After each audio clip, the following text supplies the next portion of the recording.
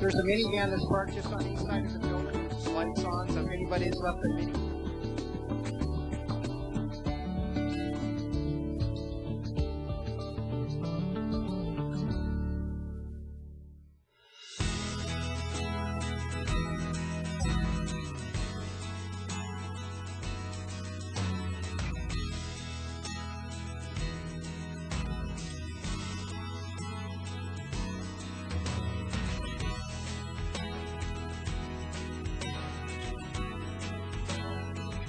Good evening.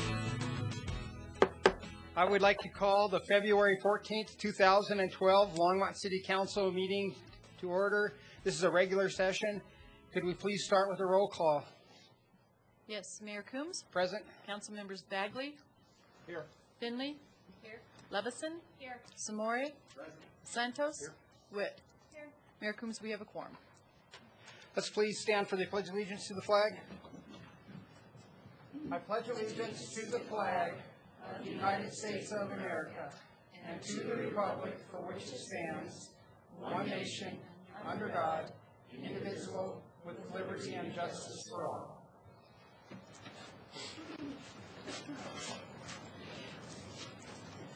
Anyone wishing to speak at first call, public invited to be heard, will need to add his or her name to the list outside the council chambers. Only those on the list will be invited to speak at the first public invited to be heard. Speakers who do not place their names on the list will have an opportunity to speak during the public hearing items this evening or at the final call public invited to be heard on any of the items at the end of the meeting. Next, we have the meetings from January 24th, 2012. Are there any corrections to the minutes? Sarah. Councilwoman Levison. No corrections to the minutes, but if we've had a long enough pause, I'd like to move to accept the minutes of January 24th as written. All right. Let's vote.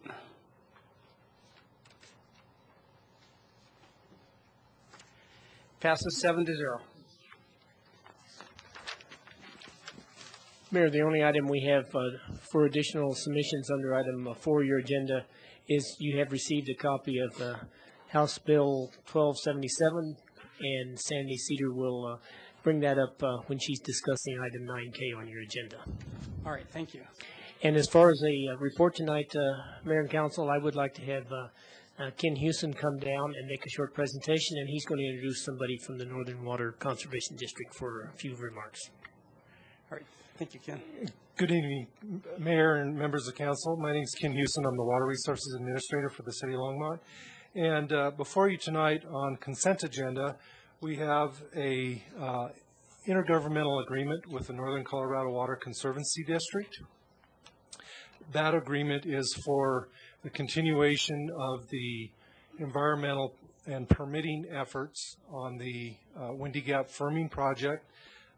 We have come over about every other year. We have to come back, get a little more money to continue the process until it's actually completed. We're unfortunately not in control of that process. It's a federal permitting process, so the federal government kind of controls the timing and that process. At this point, we do need a little additional funding for that. Since that's on the consent agenda, we believe we had most of the background information, including the contract amendment, in your packet. But in the council communication, we had indicated that the Bureau of Reclamation had been telling the project participants that they would be issuing a record of decision and a permit decision fairly soon. They actually, the final EIS came out at the end of November, and they had told us 2 to 3 months after that they would issue a record of decision. That has now changed, and so rather than leave it on the consent agenda, we just wanted to pull it and kind of give you a quick update on where the project is so that it's clear for both council and members of the public. So tonight I'd like to introduce Jeff Dreger with Northern Colorado Water Conservancy District. Jeff's been with the district for a number of years, project manager, and he's actually the project engineer in charge of moving the Windy Gap firming project forward. So I'd like to ask Jeff to just give us a real quick update on where the project is going. Thank you. Thank you. Thank you, Ken. Thank you, Mayor and council members. I'll try and make this quick. I think Ken described fairly well what's going on. The Bureau of Reclamation is what's known as the lead agency in preparing the environmental impact statement for this project. The Bureau of Reclamation determines the sequence and the order of things that as they will get done to complete the process. We had the final environmental impact statement issued, as Ken said, November 30th. We anticipated a record of decision. Reclamation told us we would get that probably in January or February, and they have since changed the order of how they want to do things. We need to get a record of decision from the Bureau of Reclamation, and we also need then to negotiate a carriage contract with the Bureau of Reclamation. That contract allows us to convey Windy Gap water through an existing federal water system over to the east slope. Reclamation has made a decision internally that they would like to do the carriage contract and have that complete with the terms all outlined prior to issuing the record of decision. The record of decision is their final approval for the permits for their staff to go forward and take every action that's required for us to implement the project. So it's a relatively minor change, but it is different from what was outlined in your council communication. It's actually a change back to the order that we originally had anticipated that things would occur. And so they are having some internal discussions on how to do that. So we anticipate that this carriage contract negotiations will begin sometime within the next month or two. We're hoping and we expect their original schedule was to finish those up in July or sometime in that time frame. We still hope to finish the carriage contract in this summer or fall, as well as the record of decision. We have no guarantee that that will happen. As Ken said, this is a federal process. Concurrent with that, there's also a process going on with the Corps of Engineers to finalize the Section 404 permit. And we are also working on a negotiated agreement with some other West Slope communities near where the water is diverted out of the Colorado River to provide some mitigation to the river for diversions of water to help improve fishery habitat in the river. And one of the reasons that the Bureau of Reclamation decided to delay the record of decision is to allow that process in our negotiations to be complete so they have the full information of what that process, what was the mitigation that was going to come out of that process so that they would be able to reference that and have that information in their final record of decision and the final permit. So I think that's a pretty short and quick summary of where we are. There are some environmental groups that are still opposed to the project, and as we get closer, they're pushing back on the process and they're trying to slow things down. We think that things are still going to move forward on a fairly reasonable schedule.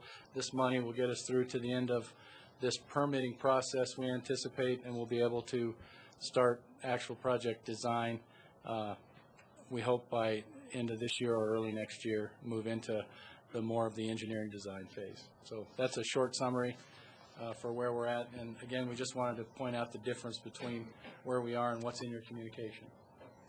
Thank you. Thank you, Jeff. And just a quick kind of where we're going forward with our schedule now. As council may recall, we brought our future water demand study a couple weeks ago, which indicated that the Windy Gap firming project would help us reach build out of the city. So it's one of our important projects. We'll have an opportunity towards the end of the year as we come back for a new contract for design phase to relook at our participation levels at that time. So thank you for your time. If there are any questions, I'd be happy to answer them. Councilmember Santos. Thank you, Mayor Coombs. Ken, so are you asking us to pull this or just leave it on the consent agenda? Mayor Combs, Councilmember Santos, we're fine if it remains happy, if it remains on the consent agenda. We just wanted to make sure that we had updated council on the latest with the record of decision, since when we wrote the communication, we thought that was going to come out right away, and now it's going to be probably towards the end of the year. So I wanted to make sure we were upfront with that small change. Thanks, Ken. Councilmember Samori? Thank you, Mayor Coombs. A quick question. What is the time to completion from when the design stage is done? Mayor Coombs, council members this morning, we would anticipate between 2 to 3 years for design, approval of that design, and bidding of the project, and you're actually getting ready to construction, and then another 2 to 3 years for actual construction and start a fill, and then of course it would take a few years to actually fill it, but we're at best probably 4 years out, 4 to 6 years out. Thank you, Ken. Thank you.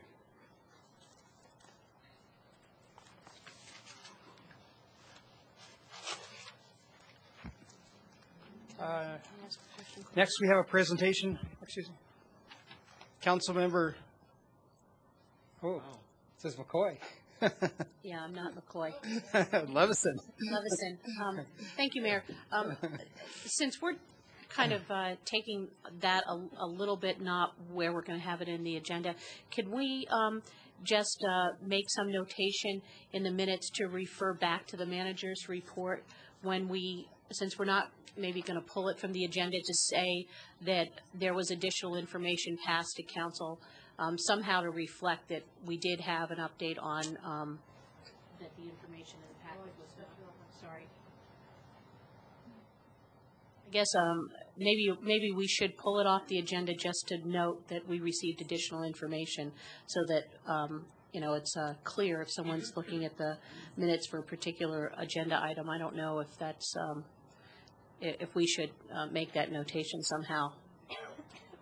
Mayor, we'll make sure it's noted at the time that we introduce the consent agenda. All right, thank you.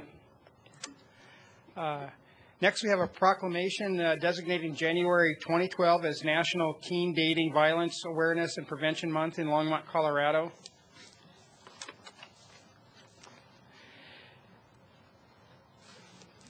National Teen Dating Violence and Awareness Prevention Month in Longmont, Colorado.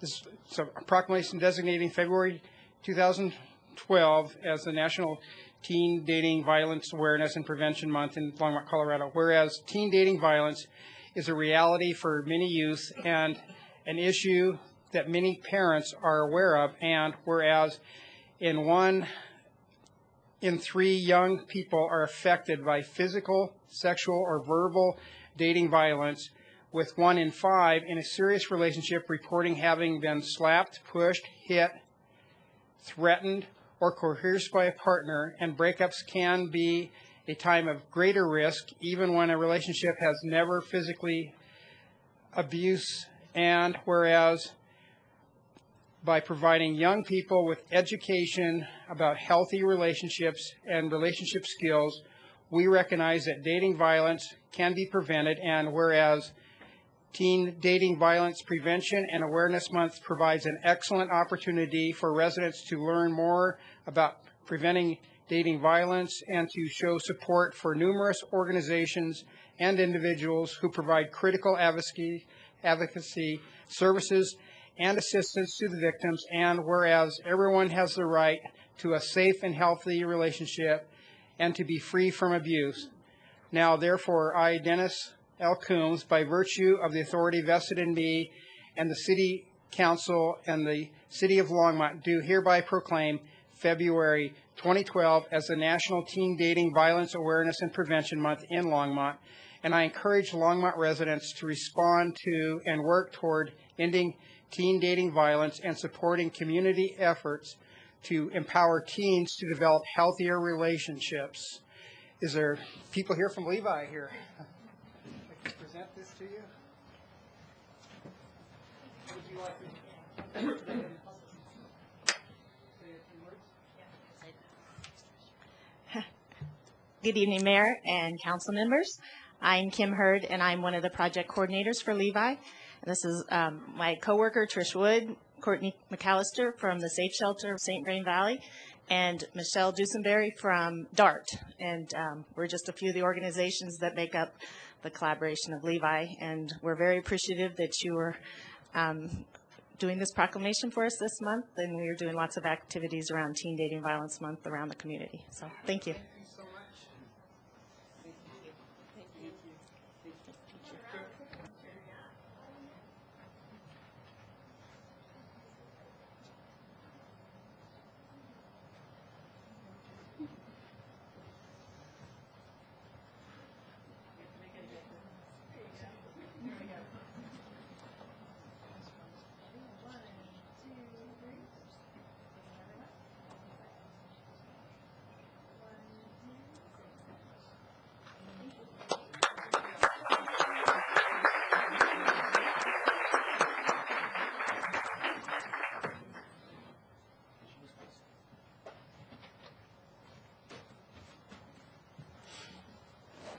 And Mayor, next Leslie Fearborn will make a presentation from Lidwell.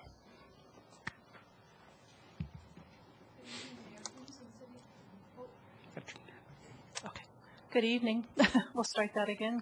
Good evening, Mayor Coombs and Council. I'm Leslie Fearborn. I'm the Worksite Wellness Coordinator for Lidwell Longmont and also the facilitator for the Worksite Wellness Collaboration, which the City of Longmont, Longmont United Hospital, and St. Vrain Valley School District, along with Lidwell, are all partners. Since the collaboration started about 18 months ago, work on the collaboration is concentrated on the individual partners' employee wellness programs to improve and expand them to be more comprehensive, to be data-driven, and to be more results-oriented. In addition, the individual member programs, in addition to their advancement, the collaboration has also facilitated a work plan that incorporates a shared worksite wellness framework.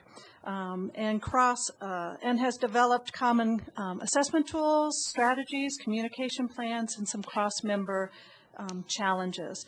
The goal of the collaboration is to build and strengthen the wellness infrastructure, policies, and interventions within each organization, but also to serve, more importantly, as a role model for the business community and the Longmont community at large around healthy eating and active living. We have provided you with some of the background information and some of our results in the packets that you received prior to tonight's meeting, so hopefully you have had a chance to look at some of those. But really for tonight, we want to thank you for allowing us to come here to report to you on the results of a recent collaborative effort that we did called, it was a wellness challenge called Maintain, Don't Gain. And for 7 weeks, starting just before Thanksgiving and going until just after the New Year's, employees from the 3 organizations participated in a friendly competition to see who could ward off the all too typical weight gain that occurs during the holidays. The usual weight gain, surprising to most of us, is really only about a pound at that time, but the problem is that we typically don't take that pound off before we get to the next holiday season. So we were trying to see if we could do something to support the employees of each of the organizations to ward off that weight gain. So we had 139 teams of 4 employees each for a total of 556 employees signed up for the challenge. Participants were also asked to voluntarily donate $5 to be passed forward to provide other opportunities in wellness to others. And these donations were then matched by each of the entities. So tonight, I want to provide with you a little bit of the results from that competition. First of all, we had an incredible 92% of the teams that started the competition completed it.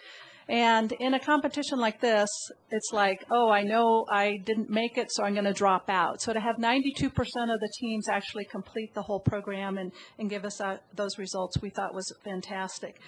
75% of those teams stayed within the 1% of their beginning weight. And that was what we set as a goal, is as a team, stay within 1% of your starting weight. So 75% of the teams achieved that, which we thought was outstanding. And even though weight maintenance was the goal, across that time, 444 pounds was lost by the teams, with one team of 4 from the city losing 22 pounds. So pretty amazing during the holidays to do that. Longmont United Hospital was the winner. 85% of their employees stayed within that 1%. And with the other really exciting things for us with the employee donations and the match from the organizations, $3,770 was raised through that challenge that we did. So tonight we'd like to present the proceeds from this challenge to the foundations and the groups that are benefiting from the Friendly Challenge. And first of all, I'd like to introduce you to the wellness coordinators from each of the organizations who are really critical in working with the employees within the organizations to really look at healthy eating, active living, and other wellness activities to help support their actions. So you guys get to stand up now. So from the Longmont United Hospital, I have Lynn Miller and Carrie Ursenhagen. I have from St. Vrain Valley School District is Heather Keith, and from the City of Longmont is Deb Carson. Okay. And they are going to be presenting checks to the foundations and the groups that were chosen to receive the benefit from the challenge. And each organization identified for their employees who the proceeds would be going to. So as first place, Longmont United Hospital is going to be presenting $1,880 to the Longmont United Hospital Foundation. As a second place, the school district, Heather will be presenting $940 to Kathy Hall from the Education Foundation of St. Vrain Valley. And the city, unfortunately, came in third place. But they were all really close. Deb, the city actually decided to split their donations and are giving them one to the Longmont, the Friends of the Longmont Senior Center, so $470 will be going to that organization, and $470 to the city's recreation programs. And all of that money will be going toward scholarships in the wellness areas for those programs. So thank you very much for allowing us to come today and help celebrate our success and our excitement over our program. Thank you, Leslie. Thank you.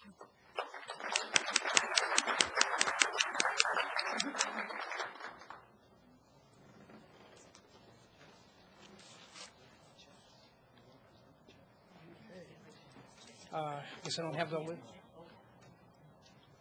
Councilmember Santos. Thank you, Mayor Coombs. Gordon, do they want to present the checks? Probably, if they have them, I would think they want to. They have the checks, and I think they want to have a photograph taken. Oh, okay, great. They'll take the foundations will take the check.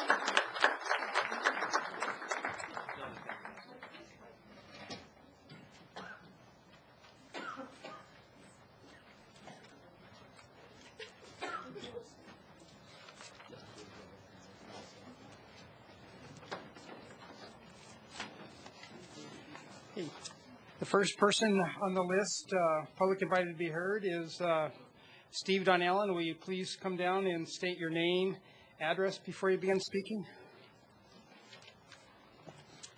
Howdy, Steve Donnellan, 2437 Turanian, Longmont, Colorado. Mayor, City Council members, happy Valentine's Day to one and all. Tonight, I'd like to remind you that Colorado Springs has put a 6-month moratorium on fracking, and I think Longmont should do the same. Thank you. Thank you, Steve. Tammy Waycott, followed by Sharon O'Leary. Mayor Coombs, City Council members. I'm speaking on behalf of those who are concerned about Union Reservoir. We continue to strongly oppose a loop trail around the reservoir and urge you to vote for option 2 and deny the resolution. In choosing option 2, we feel a better use of city dollars would be to connect and complete the city trail from Sandstone Ranch through Spring Gulch and continue to the south recreational shoreline of Union Reservoir as presented by city staff Dale Rademacher during the January 3rd council meeting. This would complete a continuous path for the citizens of Longmont. Please consider the following facts. This would complete trails and trail connections identified in the Focus on Longmont project. This would reduce the city's costs substantially, both in design, construction, and maintenance. This would minimize impact on wildlife and wetlands. This would minimize impact on agricultural operations, and this also would minimize impact on current residents. Rather than spending approximately $170,000 on a temporary trail, also called an interim trail, the funds could be used to upgrade existing substandard recreational facilities. Several season pass holders stated they would not renew because the camping facilities were inadequate. The concession stand was often closed due to lack of personnel, and the fishing was minimal at best. Personally, I know of 5 separate times the ranger station was called to report boats in trouble with no response, 3 of which were capsized. The potential danger is alarming. Again, to focus on a temporary trail rather than existing substandard recreational facilities would be poor use of city funds. To accelerate these much-needed improvements would mean that an entire generation would benefit from the upgraded recreational amenities. Thank you for your indulgence, your diligence, and your consideration. Thank you, Tammy. Oh, excuse me, Tammy? We didn't catch your name and address when you first came up?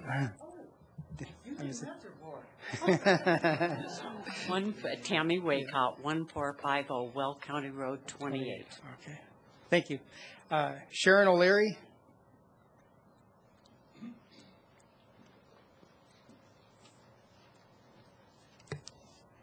Sharon O'Leary, 534 Emery Street, Longmont, Colorado. Good evening, Mayor Coombs and City Council members, and happy Valentine's Day. Thank you so much for giving your time tonight to the citizens of Longmont.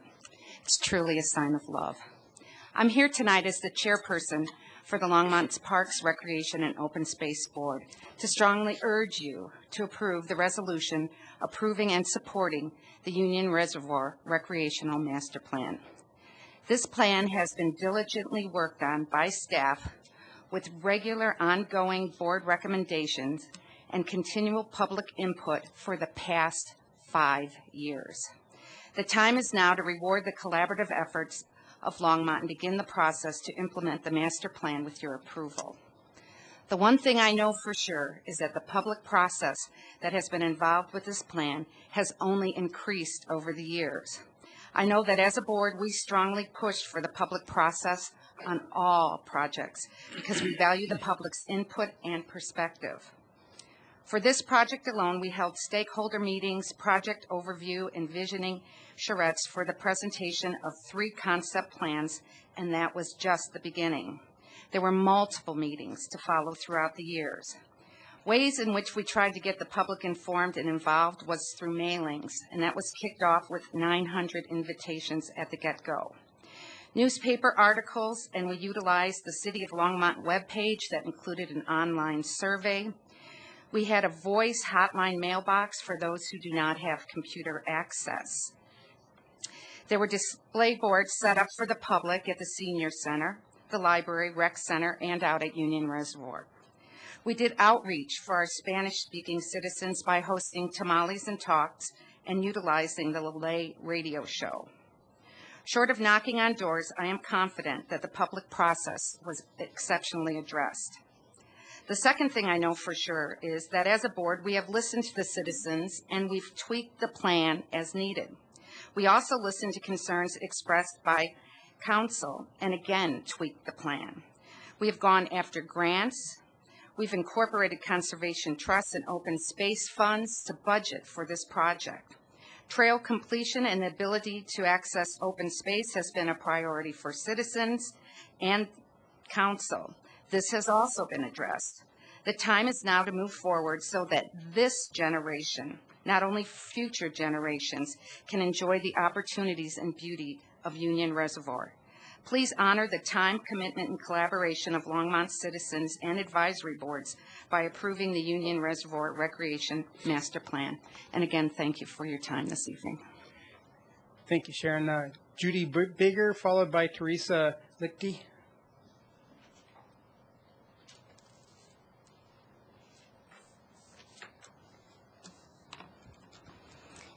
Thank you, Mayor Coombs and City Council members. Judy Bigger, 810 Megan Court.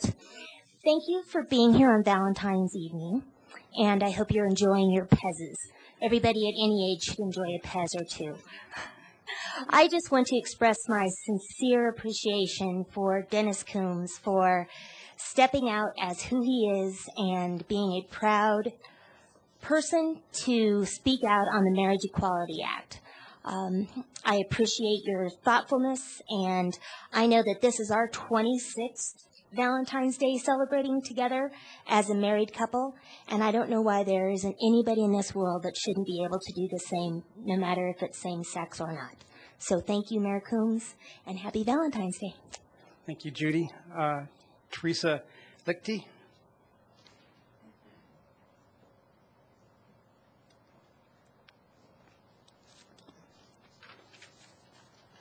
Teresa Lichty, 740 Brookside Drive. Following Judy Bigger, I don't have to adjust. I too just want to thank Mayor Dennis Coombs for signing the marriage equality. I think you're a very brave individual, and I'm proud to have you as our mayor.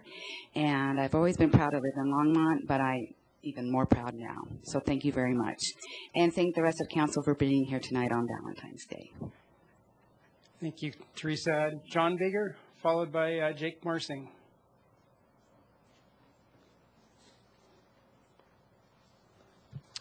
John Bigger, 810 Megan Court. Mayor Coombs and council, I'm here to lend my support to Mayor Coombs for his courageous and compassionate stance in support of marriage equality. While some would say it's not about marriage equality, it most certainly is. It is a critical issue. We face it as a city, as a state, as a country. And I greatly, greatly appreciate, Mayor Coombs, you lending your personal support in support of marriage equality. And of course, as the city's attorney's office has already stated and has already ruled, you did not violate any ordinance. So that should be put to rest. However, it is expected that your political detractors will continue to try to take you down for their own personal gain. That's to be expected. That's their game. However, many people in Longmont support your courageous and compassionate stance, and thank you, thank you, thank you. Thank you, John. Jake Marsing, followed by Joan Peck. Thank you, Mayor Coombs, members of council. My name is Jake Marsing. I live at 949 Pass Drive, and excuse the phone, my home printer doesn't work, so I'll be reading off of this. First of all, happy Valentine's Day. I know you all want to get home to your loved ones as soon as you can, so I'll make this as quick as I possibly can. But I, too, wanted to come down tonight to do one thing, to say thank you. Thank you to Mayor Coombs for standing up for what you believe in, despite being confronted by those in this community who would wish to move backward instead of forward, or as one friend put it, to regress instead of progress. By signing on in support of marriage equality, you have shown courage, bravery, compassion, and understanding, the likes of which this community has never seen nor likely will see.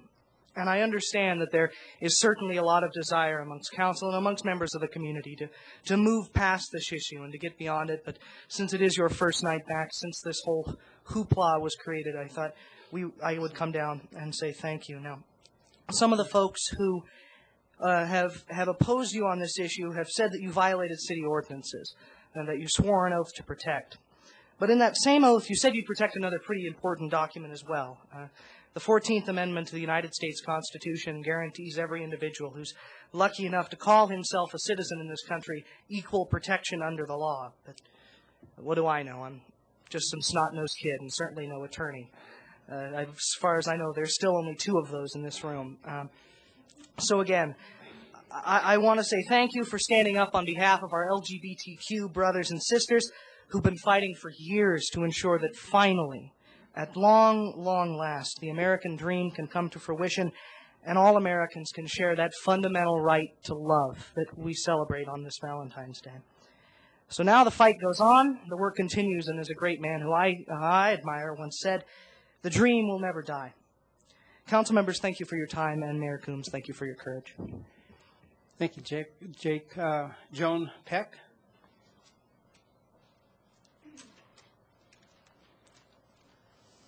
Mayor Coombs and councilmen and women, happy Valentine's Day, and I support you too, Mayor Coombs, but that's not why I'm here.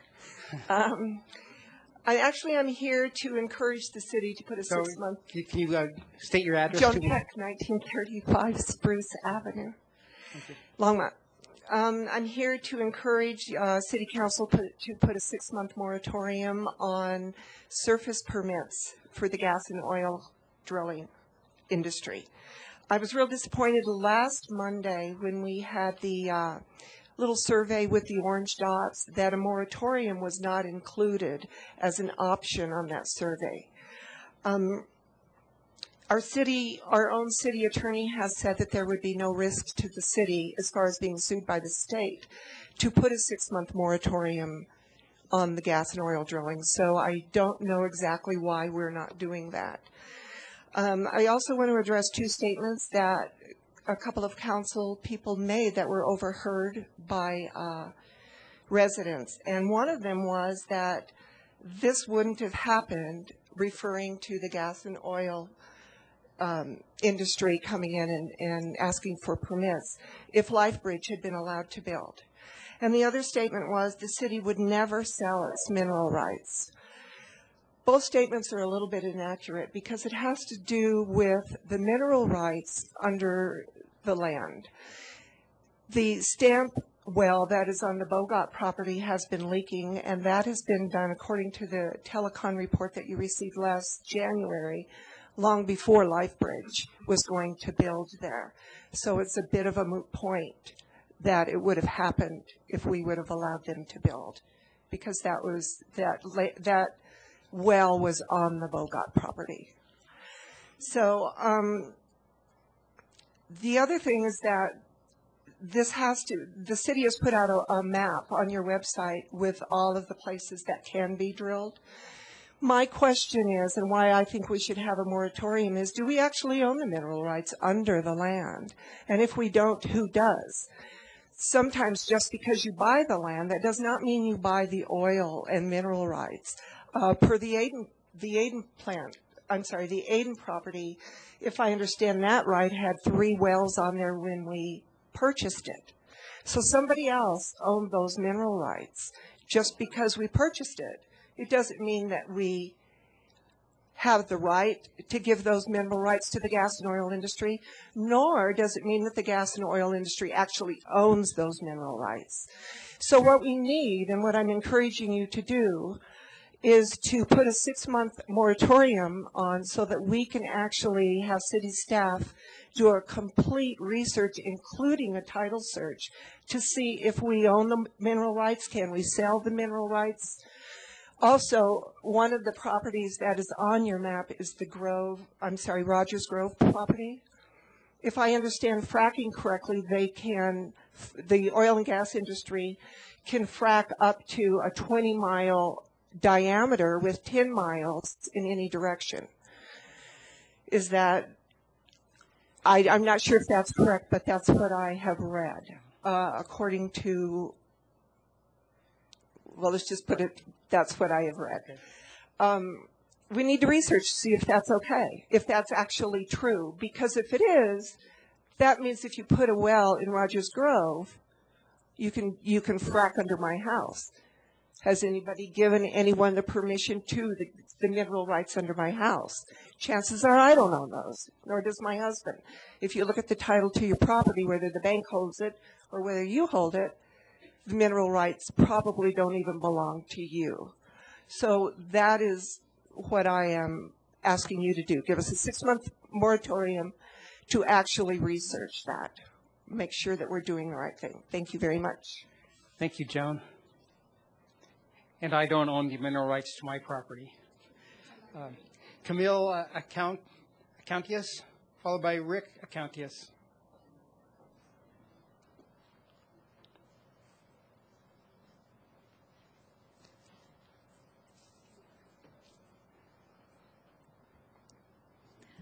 Hello, Mayor and members of council. My name is Camille Accountis. I live at 2027 Creekside Drive here in lovely Longmont.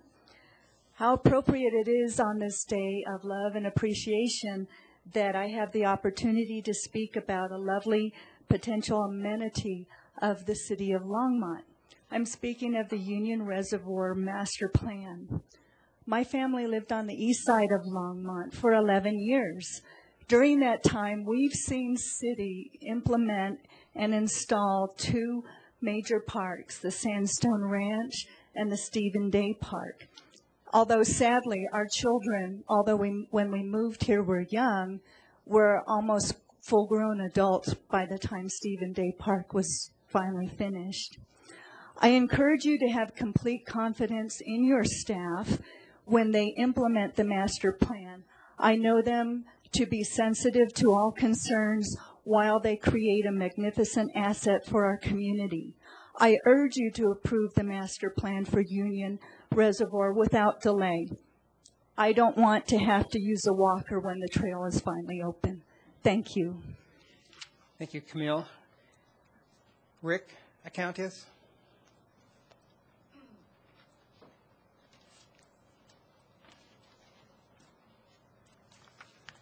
Mayor Coombs, members of council, my name is Rick Accountis. I live at 2027 Creekside here in Longmont. I am, full disclosure here, I am the vice chair for the Park and Recreations Board.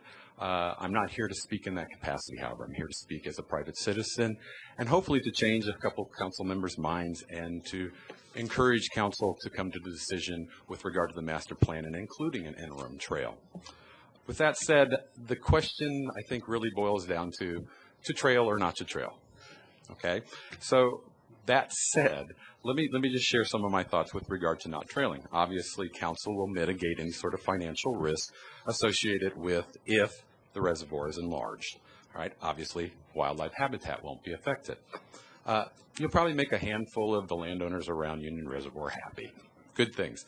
On the other hand, you'll disregard a lot of community input and the desires by the community to have additional recreational opportunities.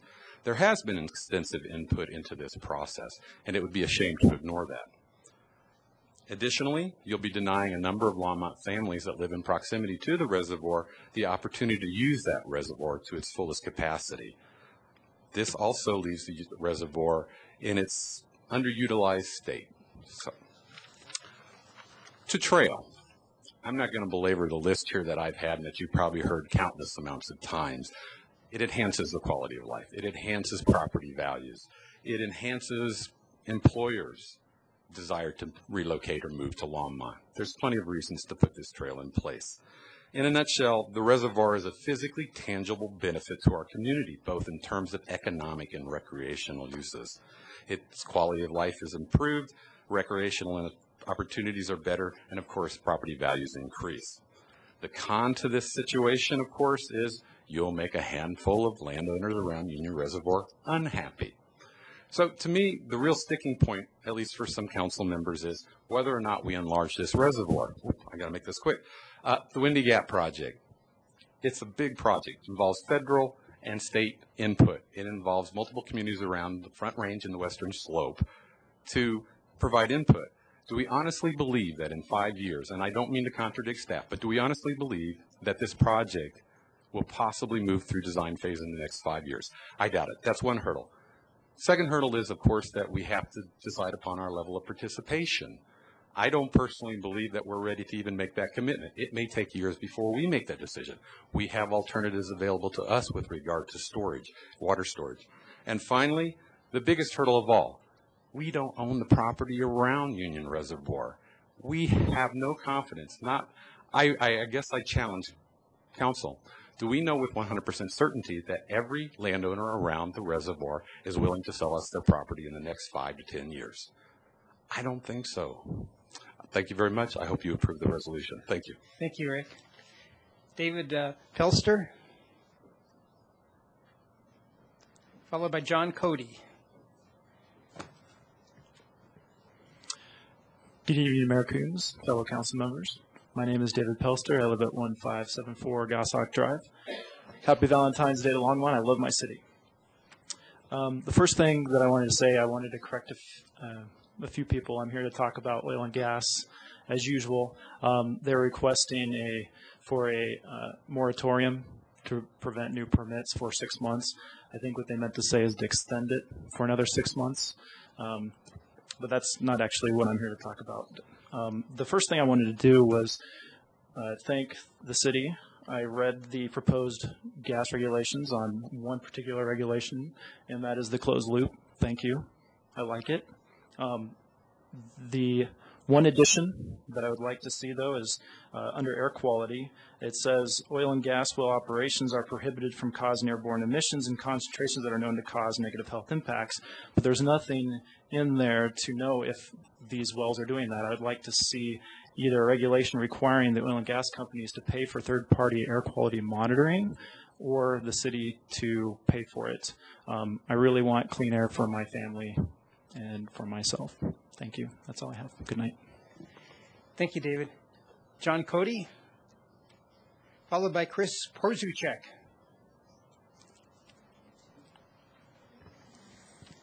Good evening, Mayor Coombs, members of council.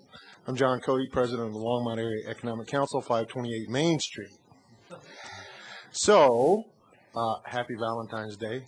Those of you who are dressed accordingly look very attractive. But I'm here tonight to talk to you about a couple of specific things. Last fall, we came before City Council and mentioned one of the things that we were working on as part of our contract was the development of a new electronic brochure that we were going to put on flash drives. And I'm happy to report to you that that process has been ongoing for some time, but they're now completed, and this week we will begin the process of sending them out to site selection consultants across the country. But you also indicated a desire to have this kind of information available. So I brought each of you, in the spirit of Valentine's Day, each of you a flash drive with a flash presentation telling you why Longmont is a superior location, as well as links to our web page and other web pages and a lot of informational resource. So I'll pass this.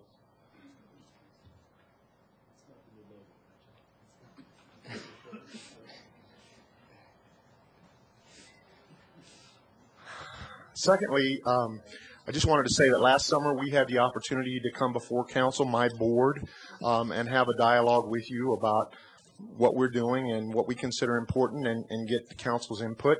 And we look forward to doing that again this year. But we also are looking for an opportunity that's a little bit more informal and a little bit more social in nature. And we will be trying to figure out what that means and contacting you. And we hope you all can join us. So thank you very much for your support. We appreciate it. Thank you, John. Chris Porzuchek.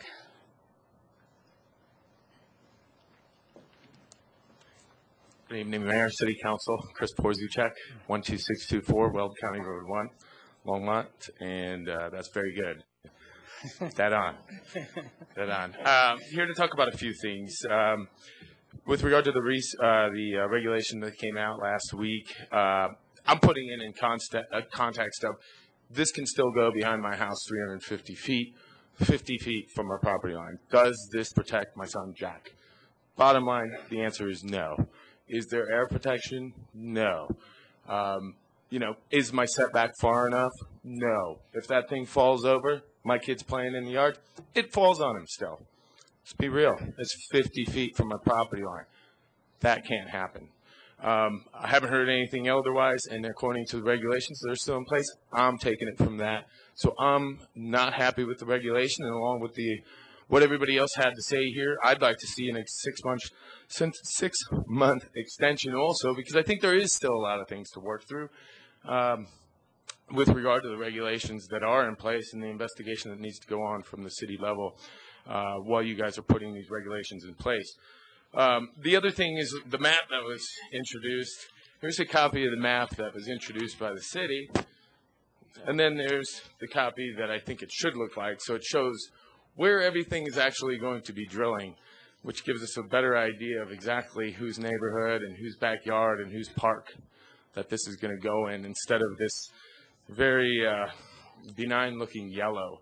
Let's show what this is really going to be looking like in our city.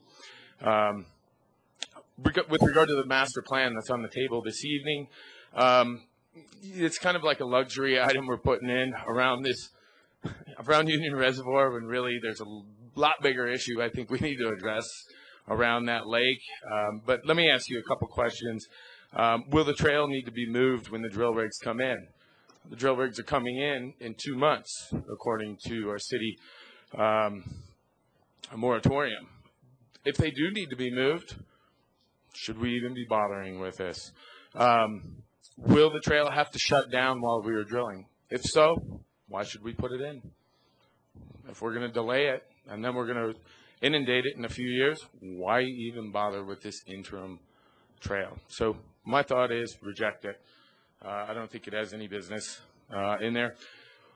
Another item, I'm still waiting for Mr. Schumacher to find out whether or not we know anything about this leak that's going on at Union Reservoir, this contamination.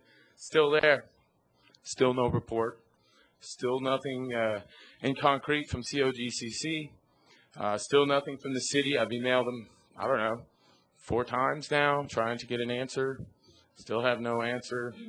Ms. Sugar has not responded. Nobody knows whether or not we're still leaking in Union Reservoir. Still no record of it. I was also a little disappointed. Thank you. Have a good evening. Happy Valentine's Day. Happy Valentine's. Shelley Bassman, followed by James Kinworthy.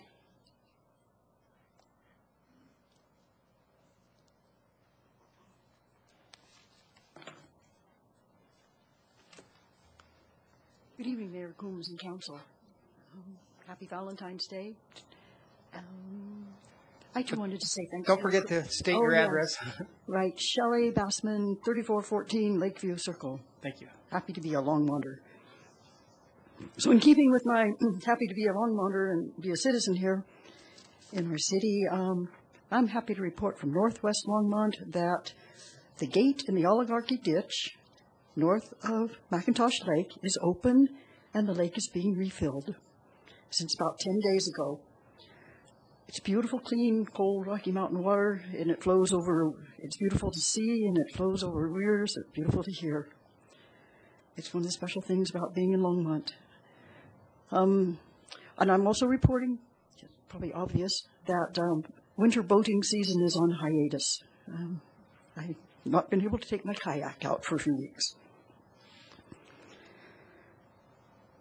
We too have received the draft regulations for the oil and gas development and the map prepared by staff showing the areas in the neighborhoods that are vulnerable and that are more or less protected.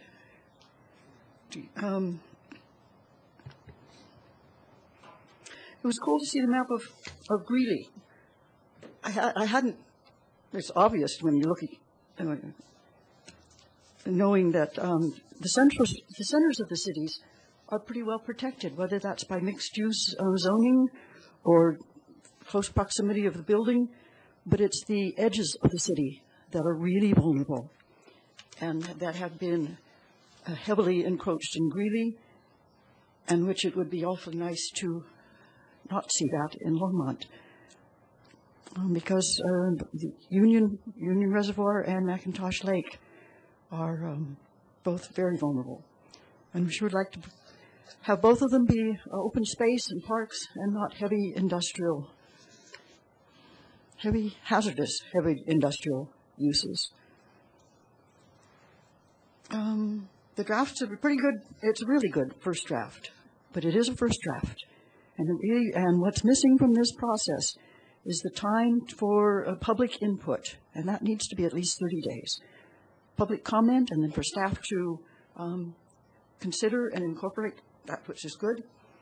And then, so I am asking for an extension of this moratorium so that we can do the job right. This is too important not to include public comment and staff consideration of them.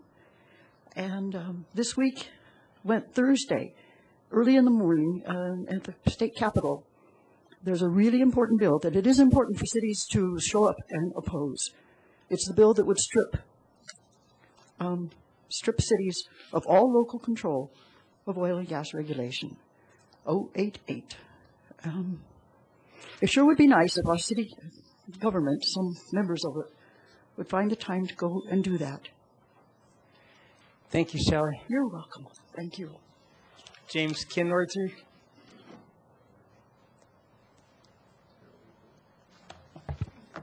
James Kenworthy, 107 Caribou Place. As usual, I come here disorganized. I figured I might as well admit it at the beginning. The event last Monday, I attended that, and I thought it was pretty good. But the issues board was missing two issues, public health and water. So tell me, how can the city ignore public health? And if you can't protect us from public health, who is going to? We have to do it ourselves? Need to think carefully about that. Ground level ozone, I don't know if anybody's talked about that, but it is produced by gas production and diesel engines. There's going to be a lot of diesel traffic up and down those streets, and ground level ozone sears the alveolar tissue in lungs, and it interferes with the oxygen transfer to the blood supply. When children are exposed on a repeating basis, they sometimes have lungs like 80-year-old people when they graduate from high school. Water. How do you throw away water? 5 million gallons per frac. Where does it go? Some of it's radioactive. You can't evaporate it. You've got radioactive moisture in the air. You can't compress it. You can't burn it. What are you going to do with it? Colorado is not famous for having a lot of excess water. So how much of our water do we want to sell and have polluted and destroyed forever? So are we going to take water from the western slope to pollute so those drillers can pollute that water? We all live on one planet. It's pretty hard to deny that. And we all need to figure out how to work together. There are farmers and ranchers on the western slope. There are cities on the western slope. They need to keep their water. We actually don't need it. What we need to do is conserve water. And my time is about up, so I'd like to congratulate Mayor Coombs on his courage recently. Thank you very much. Thank you, James. I forgot to mention that anybody that would like could help themselves to some of the fruit that's down here. Come down to speak. Help yourself to some. Padma Wick, followed by Joe Wilson.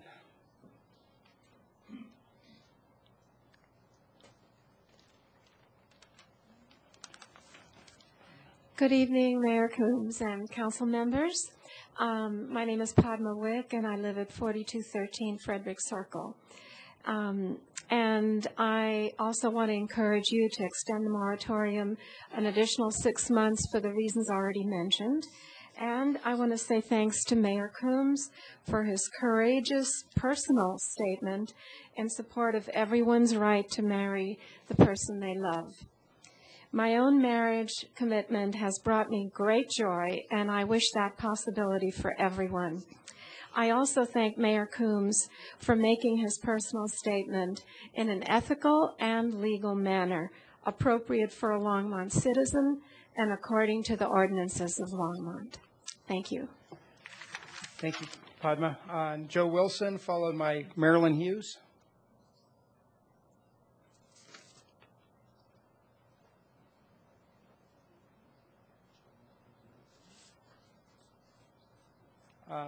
Joe Wilson, Mr. Wilson here? Okay, I guess we'll move on to Marilyn Hughes.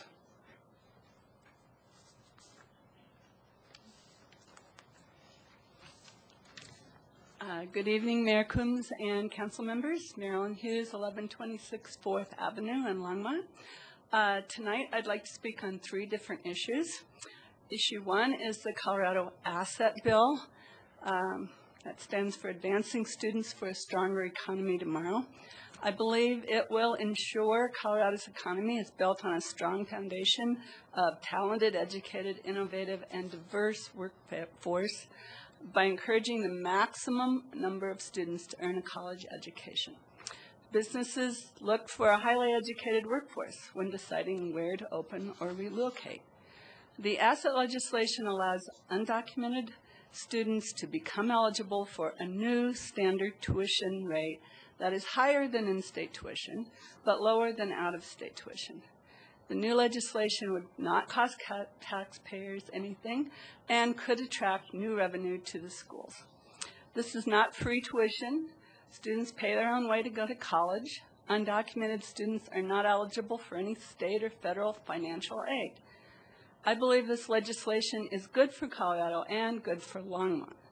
Last year, the council supported the asset bill by a 4-3 vote. I'm hoping that this council will also support the bill, which has changed to provide schools an opt-out provision and requires a higher tuition than in-state for undocumented students. This bill has now passed from the Senate and is moving into the House. Please support this bill and direct staff to lobby for its passage in the House. Issue number 2, Representative Matt Jones' bill to strengthen local control of oil and gas regulations, House Bill 1277, has been set for a hearing in the House on February 20th. If this bill passes, it could truly provide Longmont with the tools needed to create oil and gas regulations that will protect our citizens. Please support this bill and direct staff to lobby for its passage and/or speak on its behalf in the hearing. And issue 3, I'd like to also commend Mayor Dennis Coombs for having the courage of his convictions and signing the U.S. Conference of Mayors letter in support of marriage equality for all. In my mind, he was speaking for himself and did not break any rules, as also indicated by the city attorney. Although this is a controversial issue for many people, they're going to be proud of a mayor who's willing to stand up for what he thinks is right, regardless of the backlash that may ensue. I thank the mayor for his principled action and his dedication to equality for all people. And I thank the council for being here on a holiday night. I'm sure you would like to be home with your husbands and wives, just like I would. Thank you very much. Thank you, Marilyn. Strider Benston.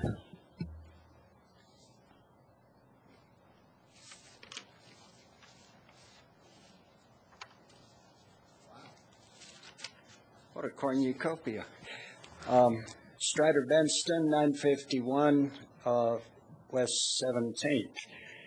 I pretty much agree with everything everyone has said, especially Marilyn, who just spoke. The asset bill is crucial, and I support the extension of the moratorium. And in particular, I appreciate Mayor Coombs for placing his statement signature on the National Mayors Conference. The real issue is you don't lose your First Amendment rights or your citizenship because you were elected to public office. We certainly know a lot of public officials around the country who take a lot of positions on a lot of things, some of which we might severely disagree with. And even our mayor is still a human being and a citizen, although he does not have super rights like corporations or zygotes. Had not the Times Call written a horrid editorial, and I've liked some of their editorials lately, I wanted to support them, and then boom, this is horrid, because the issue would have filtered away among the bloviators and the sputterers had they not made it an issue by bringing it up in an editorial, and they are 100% wrong in the manner and the content of how they did so. Interesting, right after this occurred, the U.S. Court of Appeals, Ninth U.S. Court, in carefully reasoned argument, supported marriage equality and specifically said it is not in the purview of the U.S. courts to take away rights which Americans have. The one American singular role in history is the foundation and advancing of democracy, although we have many forces in this country who are trying to destroy that. And I never saw the word marriage or corporation or zygote anywhere in the U.S. Constitution. Equally so, I support Council Member Katie Witt's sponsoring or speaking on behalf of her candidate for the Republican president nomination, Mitt Romney. 100% support her right to do that, although I may disagree with content because, you know, his idea for Otto was to let the industry collapse, hide his $250 million in foreign accounts to avoid paying taxes. But Mr. Santorum wants to bring back the Crusades and perhaps the burning of midwives. Newt Gingrich wants to reignite the Civil War, and Ron Paul, who does understand how our economy is being stolen by the bankers, nevertheless agrees with Newt on the questions of race and citizenship. Thank you. I think we have a healthy dialogue in this city, and let's keep it healthy. Be sure to take some fruit with you. Joe Bassman, followed by Lee Springer.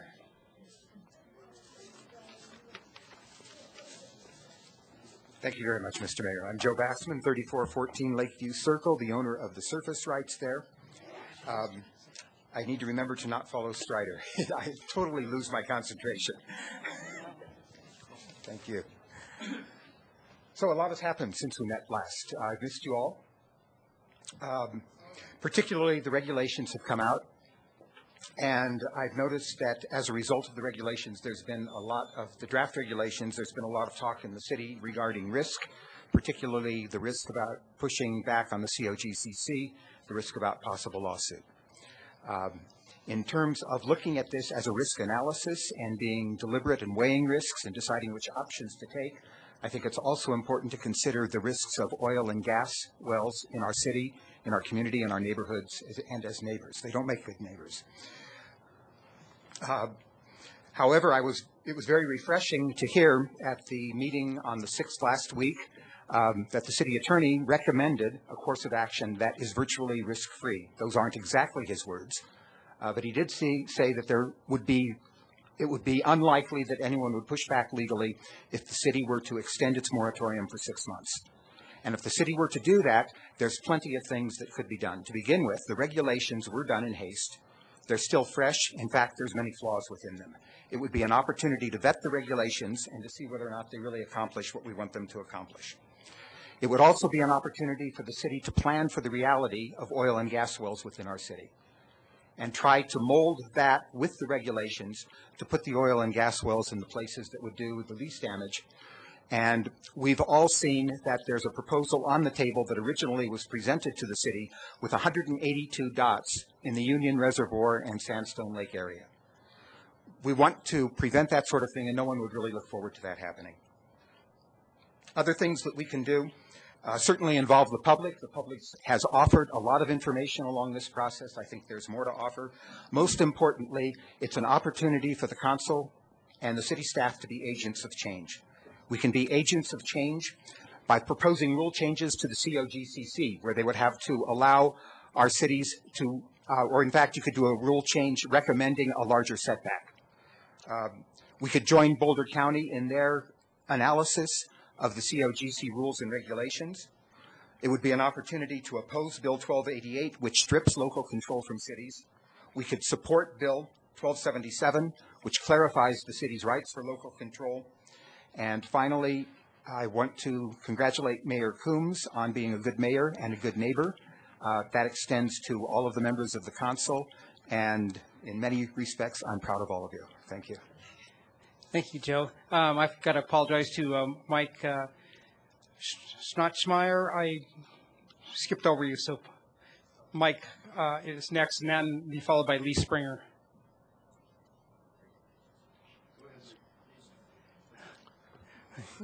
Good evening. Okay, you don't. Mayor Go ahead and go. Combs and council. I'm Lee Springer. I live at 1819 Signature Court, Longmont. I'd like to we congratulate Mayor Coombs for speaking out, but do we congratulate private citizens for being able to speak out? We don't. We just accept it. I think he had the courage of his convictions, and I think that's good.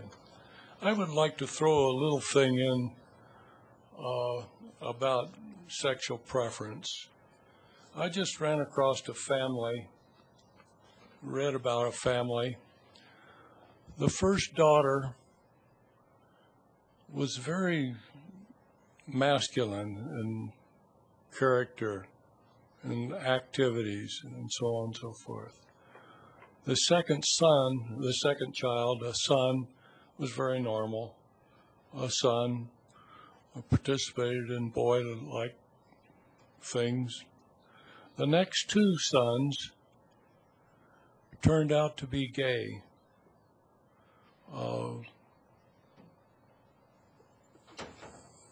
And then the next daughter was normal. We have a real mixture of genetic inheritance in this. It's something that we don't really understand.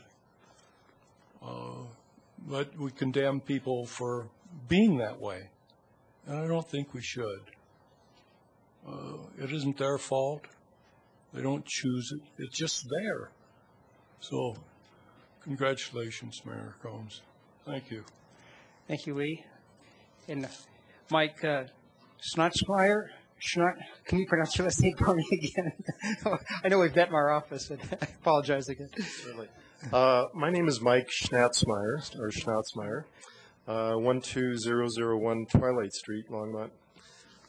I'd first like to express my gratitude and thanks to the mayor and the council for their willingness and feedback and support of the St. Vrain River Corridor initiative, and reflect upon why this is so important to us. I believe that beyond saving lives and beyond saving the environment in the event of a flood, this initiative is largely about economic security of Longmont. Jim Clifton, CEO of Gallipo Industries, states in his book, The Coming Jobs War, what every leader must know about the future of jobs creation. Quote, "A global jobs war is coming, and there is no time to waste. The cities that act first, that focus everything they have on creating good jobs, are the ones that will win. I don't use the term war lightly. They succeed by declaring all-out war. And not just any job will do. We want good jobs, knowledge-based jobs. Aim everything at those. The global economy is moving to the knowledge worker. In this effort, every city requires its own master plan that is as serious as planning for war," end quote. Other authors state that this entrepreneurial knowledge worker will become the driving creative force for building new businesses and furthering job creation and economic success. This skilled, highly mobile talent will be attracted to locating in cities that are actively placemaking a healthy, sustainable, high quality of place based upon a green, smart growth framework. To paraphrase one author, technology and financial success has made talent highly mobile. jobs, and new businesses, creation follows the best talent. Awesome talent is free to roam the earth and it is attracted to quality of place. Billions of dollars are being spent on the corporate campuses of Facebook and Google to create quality of place in this war for talent, and this pretends a competition among cities. Clifton goes on to state that all solutions are local. Longmont projects such as Sugar Mill, Southeast URA, Butterball, Downtown, and issues from branding to tourism all need a powerful localized driving force for success. I submit to you that there is no more important overarching planning issue than focusing on this river corridor district for the ultimate success of all of these initiatives. While we are not in control of our national economy, federal airport funding, fast tracks funding, or private development, this initiative offers a measure of control that is within our sphere of influence, but only if we have the awareness, vision, courage, and will to jump in and aggressively engage in this opportunity. Thank you very much. Thank you, Mike.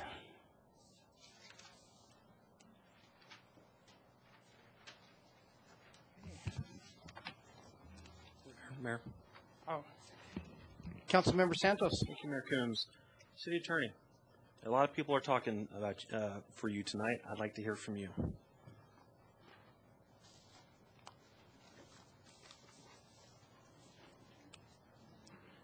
With regards to oil and gas, I'd like to know what was said at that Monday meeting regarding a potential extension of a moratorium. I'm not quite sure. There's a lot of people speaking for you, one on one issue and one on the other, and I'll address the other one in a minute, but I want to know about oil and gas first. I guess the question is, was it said that at that meeting that a six-month extension of the moratorium we wouldn't face any lawsuits? Mayor and Mayor Pro Tem Santos, I have to admit I can't remember exactly what I said.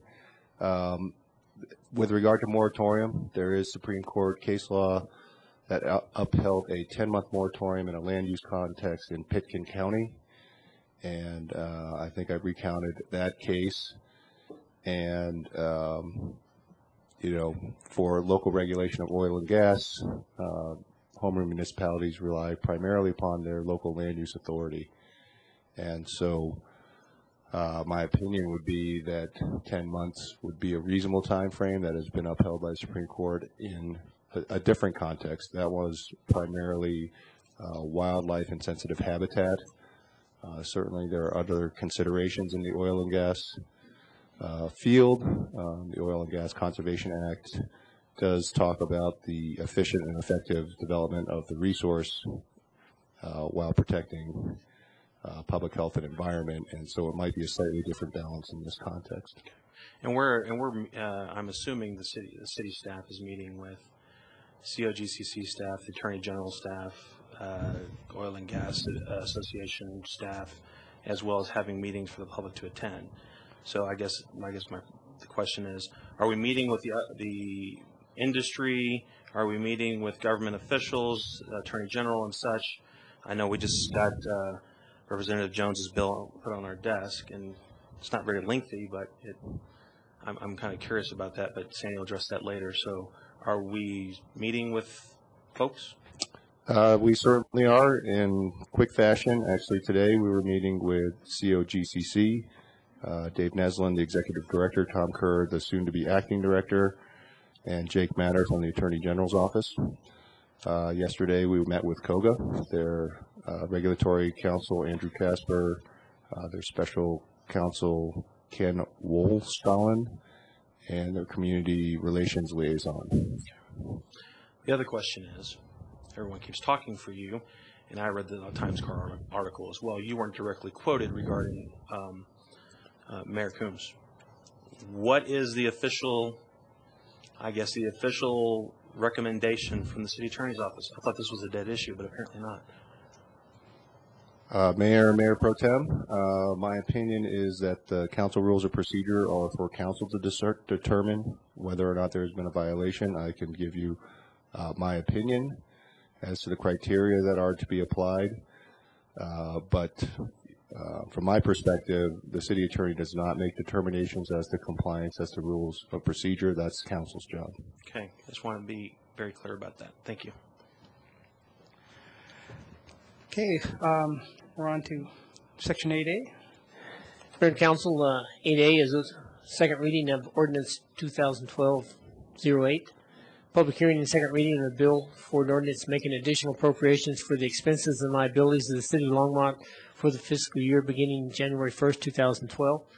And very briefly, Mayor and Council, later on in your consent agenda, item 9E, you will take up a matter involving a lease by a private party for property that we currently own and use as a storage facility for our relics for the museum.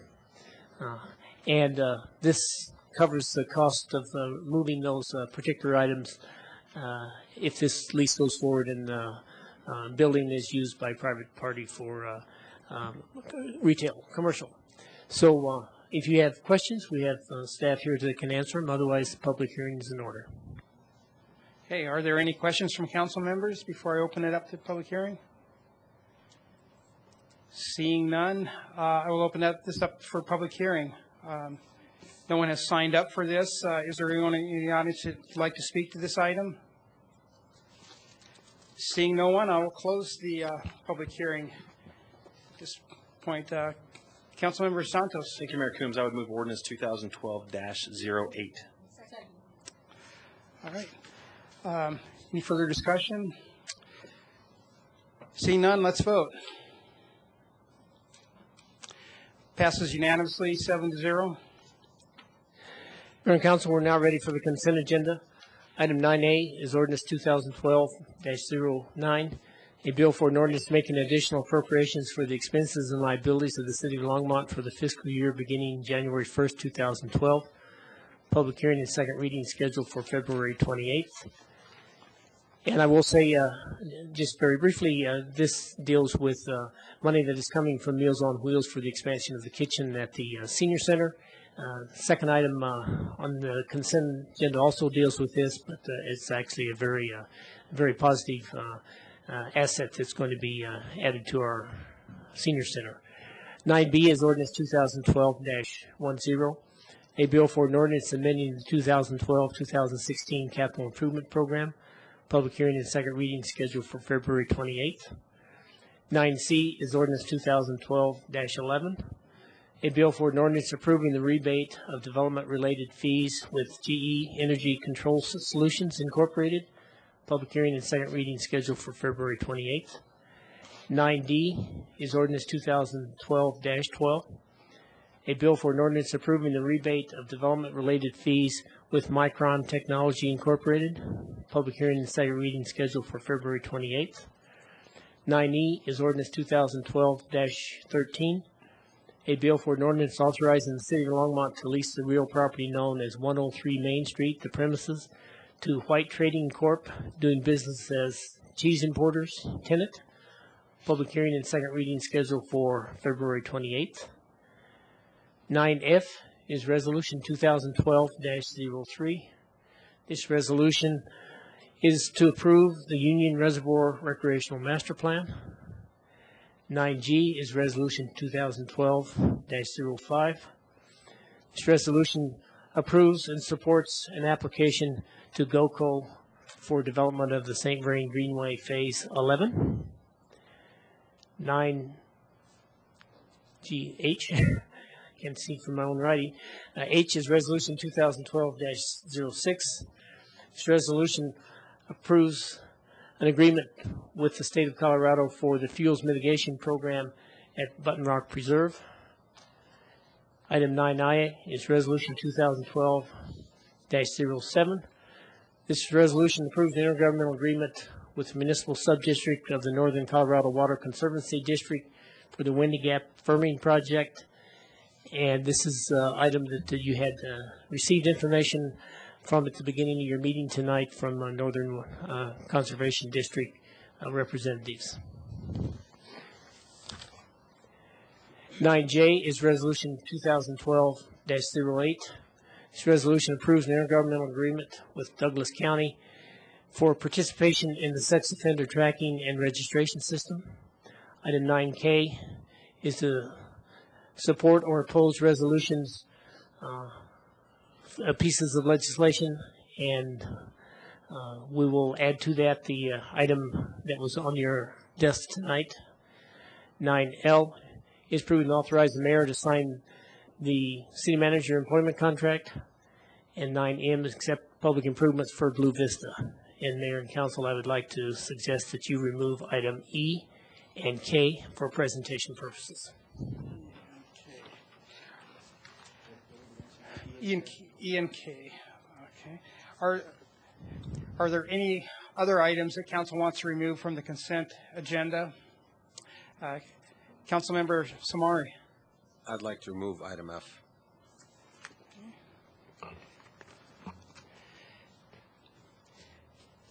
Councilmember Bagley. I would also like to remove item G.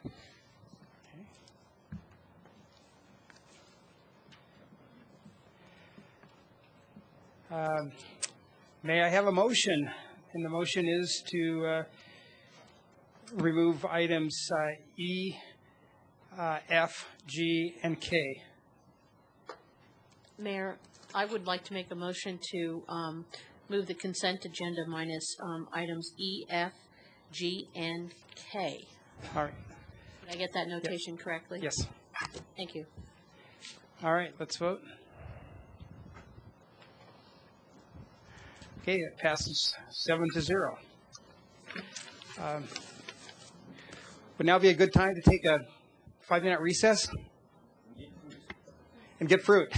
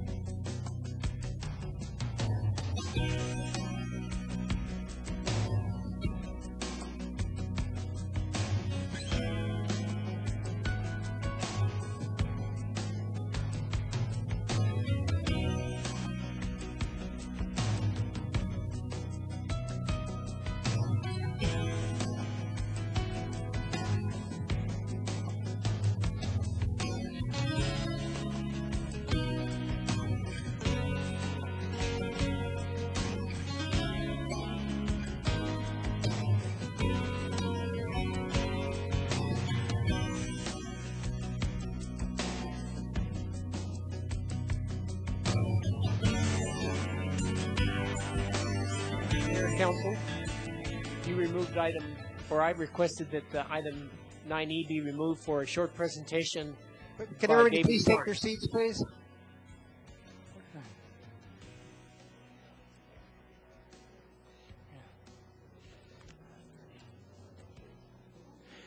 So I wanted staff to make a short presentation on the lease of 103 Main Street to the White Trading Corporation for the cheese importers.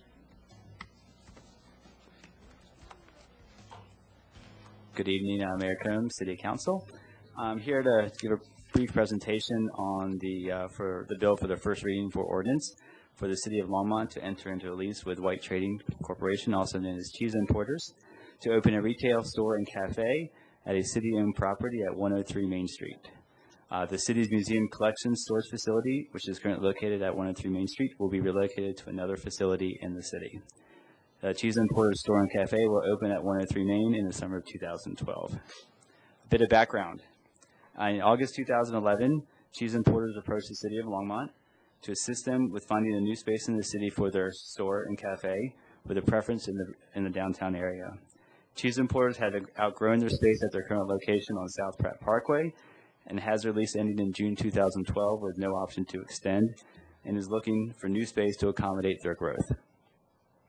Cheese Importers initially approached the city regarding the availability of the building at First and Main, which is the current location of our artifacts as a museum. The City of Longmont's Economic Development Department, along with the Longmont Downtown Development Authority, work closely with Cheese Importers to identify a variety of locations in the downtown area based on their budget, building requirements, available parking, location, and other factors. After conducting site visits of more than a dozen properties in the downtown, the preferred site identified by Cheese Importers was the building at First and Main. Cheese Importers is a Colorado family-owned business that's been here in Longmont since 1976. They're a unique destination retailer with a strong brand and draw customers to Longmont from throughout the region and state, and actually other states. They offer natural, organic, and imported cheeses, specialty oils, spices, chocolates, and other unique foods. They also provide wholesale service to over 600 restaurants, natural grocers, hotels, and neighborhood buying groups throughout their Front Range and across the country, including some of the finest restaurants in Longmont, Boulder, and Denver. They draw more than 60,000 customers annually to Longmont from such areas as Denver, Boulder, Lafayette, Fort Collins, Loveland, even Wyoming and Nebraska. They're also a favorite destination for luxury car and bicycle clubs. And they also support a variety of local businesses in Longmont, including bakeries, restaurant supply, and insurance companies. The location of Cheese Importers at our First and Main would be an anchor site and catalyst for the First and Main Transit Revitalization Plan currently being developed. The draw of 60,000 customers annually to this portion of the downtown area would activate this site on Main Street and would be a significant draw to our downtown and city that would benefit other retail stores and civic uses. Reinvestment in this area would also support the Longmont Downtown Development Authority's Arts and Entertainment District goal of providing more experiential retail opportunities. Cheese Importers' strong growth potential also provides new retail sales tax revenue and retains existing jobs in the city with possible job growth. If you have any questions, I'd be happy to answer. I also have Clara and Sam White from Cheese Importers, the co-owners, are also available to answer any questions as well. Thank you. Thank you, David. Any questions? No. Thank you for your presentation. And Mayor, if I could just... Councilmember Witt. Insurance companies? I'll let Clara explain that one. You've piqued my interest with insurance companies.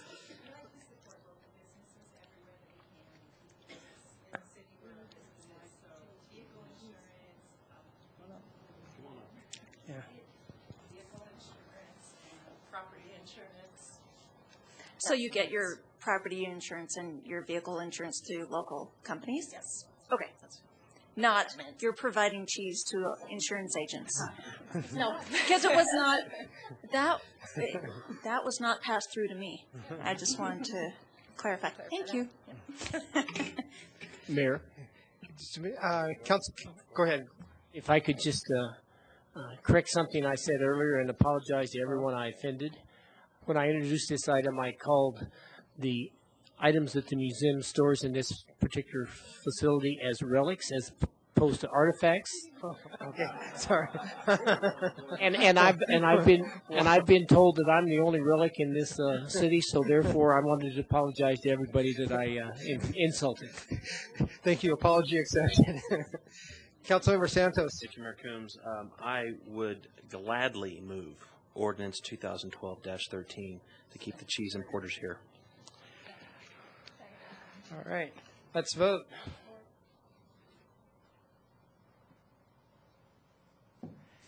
Passes 7-0.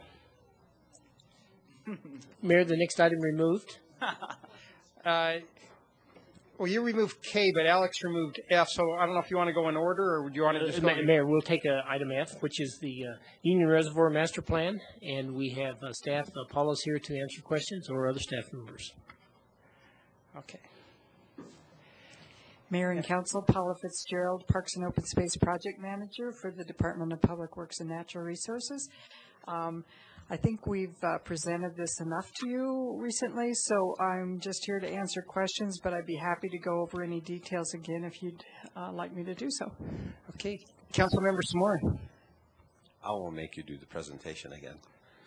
But I did want to ask, last time when you presented to us, we asked if you would work with the neighbors that have some issues with the proposed plan, and wanted to follow up and see if that has occurred, and if it hasn't, when do you plan on doing it?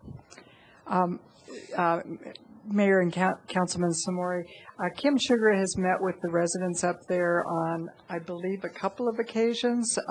I don't know if that's since our last meeting, but we're actually waiting for council's decision on the master plan and whether we're going to move forward. And once we do, we would certainly conduct any meetings we need to do so. And if you'd like us to do that sooner than later, we're happy to do that as well. I think meeting with them would probably help in the development of any changes in the plan, if that's what's needed. And it would alleviate some of their concerns by showing that we're being proactive and working with them. And I think what I heard the last time is that we are willing to work with them. Correct. It would just show good faith on our part to do it. Right. And Mayor and Councilman Samori, really, it's my understanding that the issue involved is with the interim loop trail at this point in time. Until we have an approved master plan, we would not move forward on the interim loop trail. And under this item, you have several different options for your consideration on how we deal with that issue. The last being an option to delay work on the interim loop trail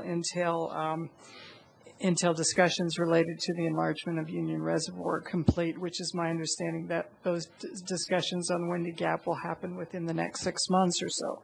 So if that's council's wish to hold the loop trail until that decision is made, and we know if this is an interim trail that's going to be here for 5 years or 50 years, that will be a good measure of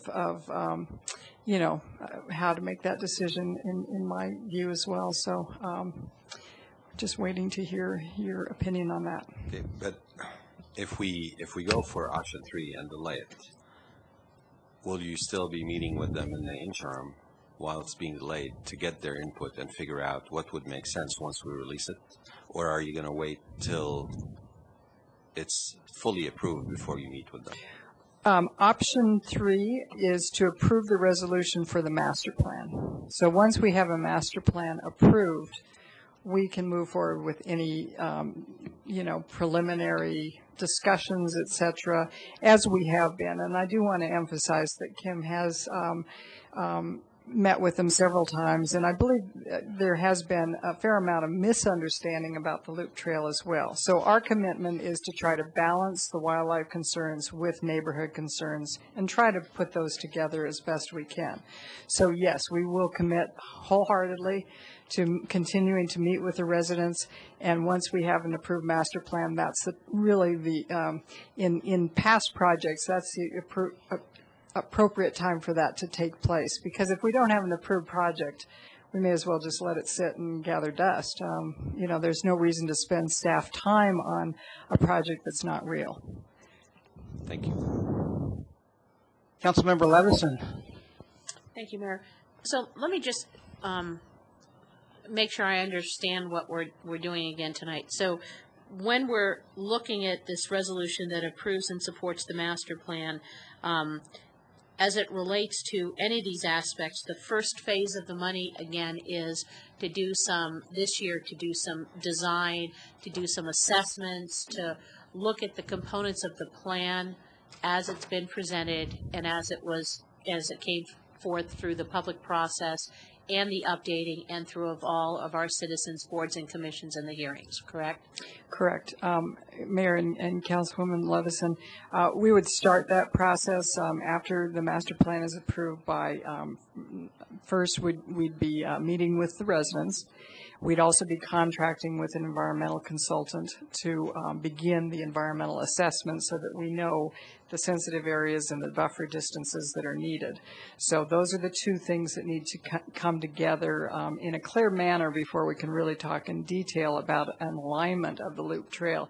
And I think some of the misunderstanding is that several residents feel that the alignment is determined, and it's not determined. We have a lot of work to do before that loop trail alignment, the interim loop trail, is determined. So that's the first step.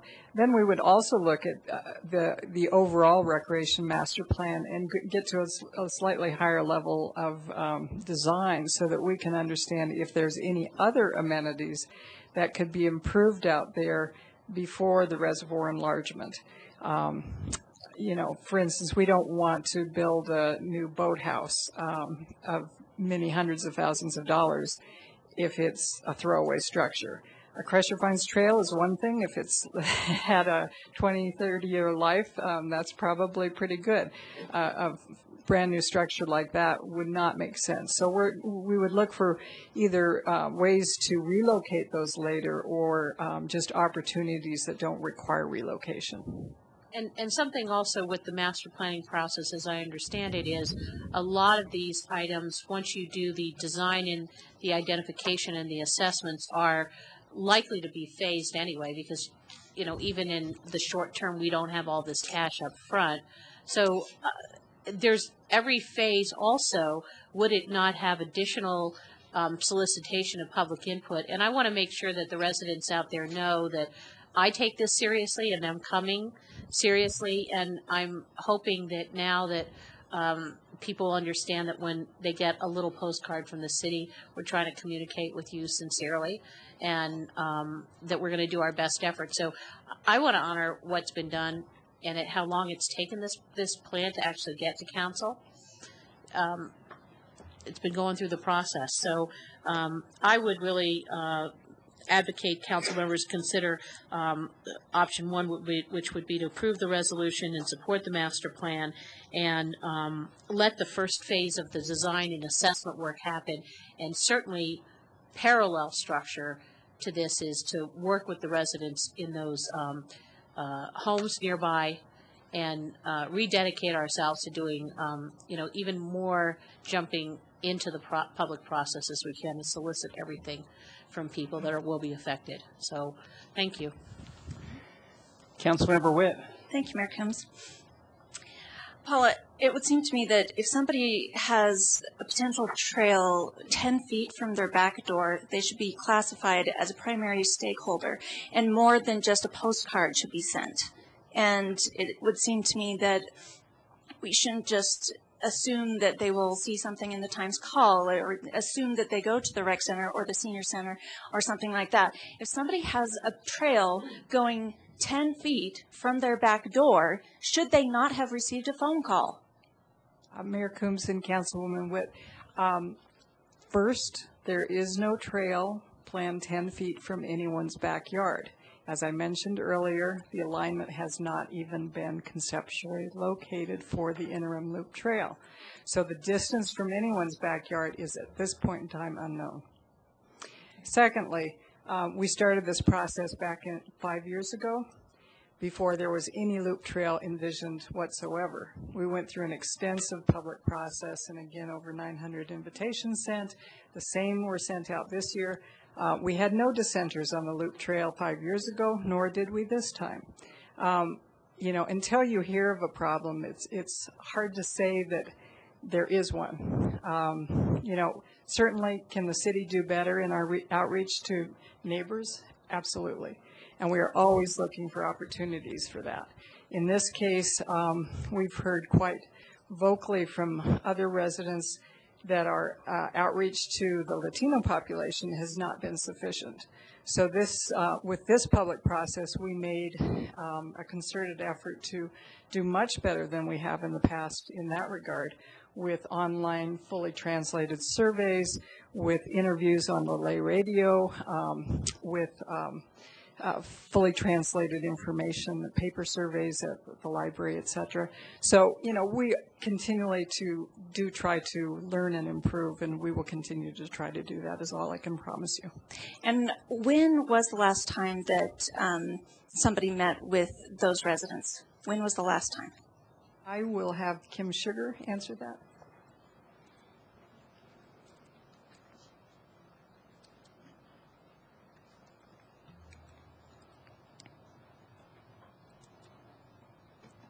Good evening, Mayor and Councilmember Witt. Kim Sugar, Natural Resources Manager.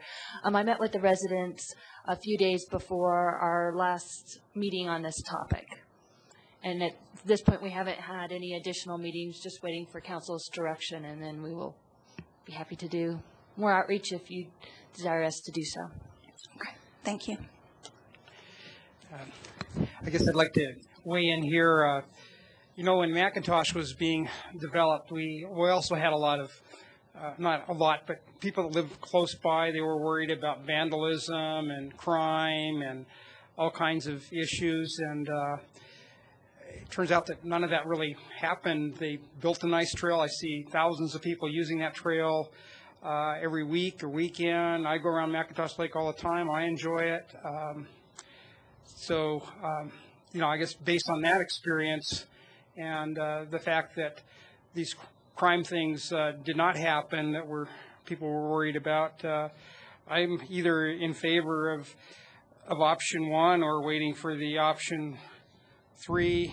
I also like the idea of maybe saving $100,000 and just building a 5-foot wide trail. But anyway, I think that it's a good thing to approve one of these options so all the citizens can enjoy the ability to go around Union Reservoir at some point.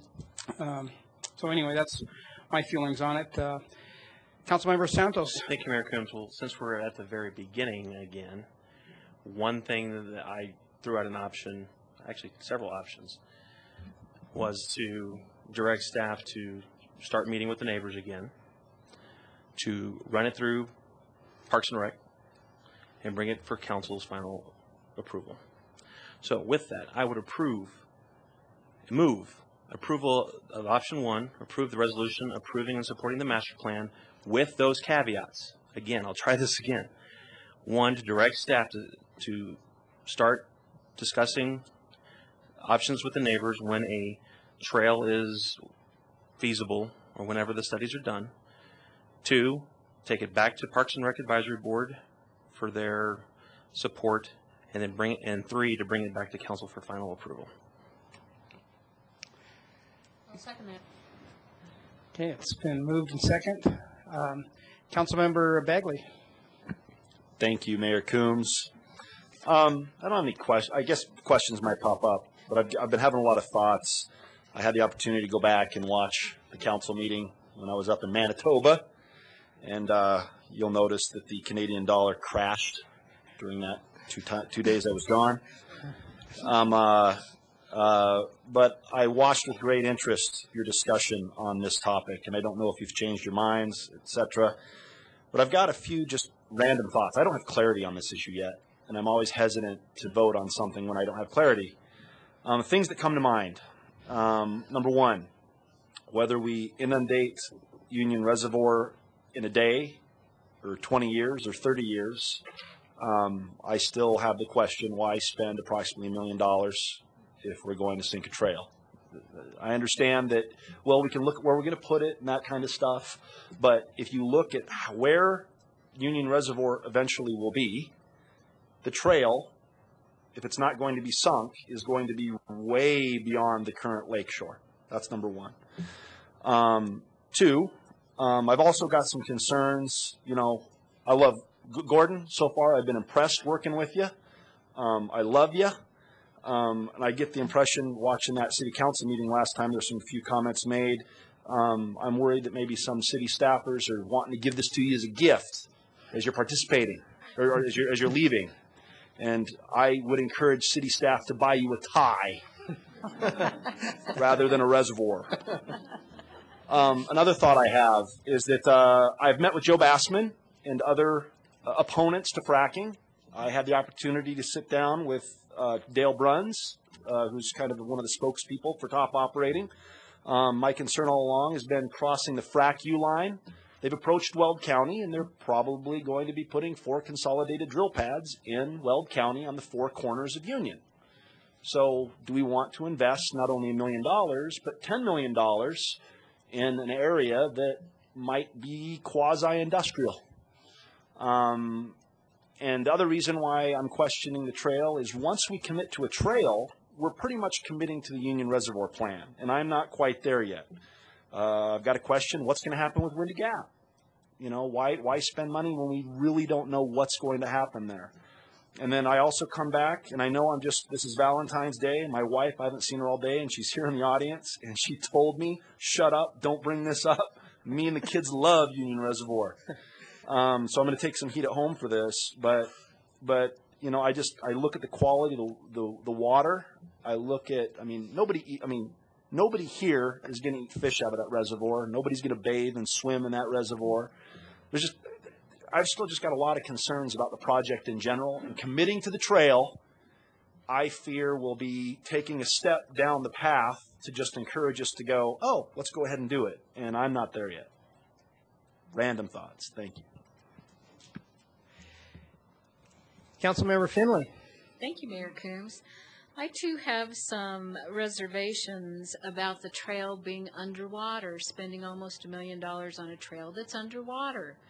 I would not be in favor of number 1, but could possibly be in favor of number 3. That's just to let you know where I stand. Councilmember Levison. Councilmember Santos, I don't know if you want to jump in. I don't think you've spoken. Do you mind if I go again? I made the motion. Okay. So we're at this point where we've got 5+ years of work by staff, and we have, you know, a couple of balls in the air, and we're trying to juggle them, the Windy Gap, the cost of the trail, but nothing gets started if we send this motion down to defeat. There's no design work that happens, but number 3 is not going to move things forward either.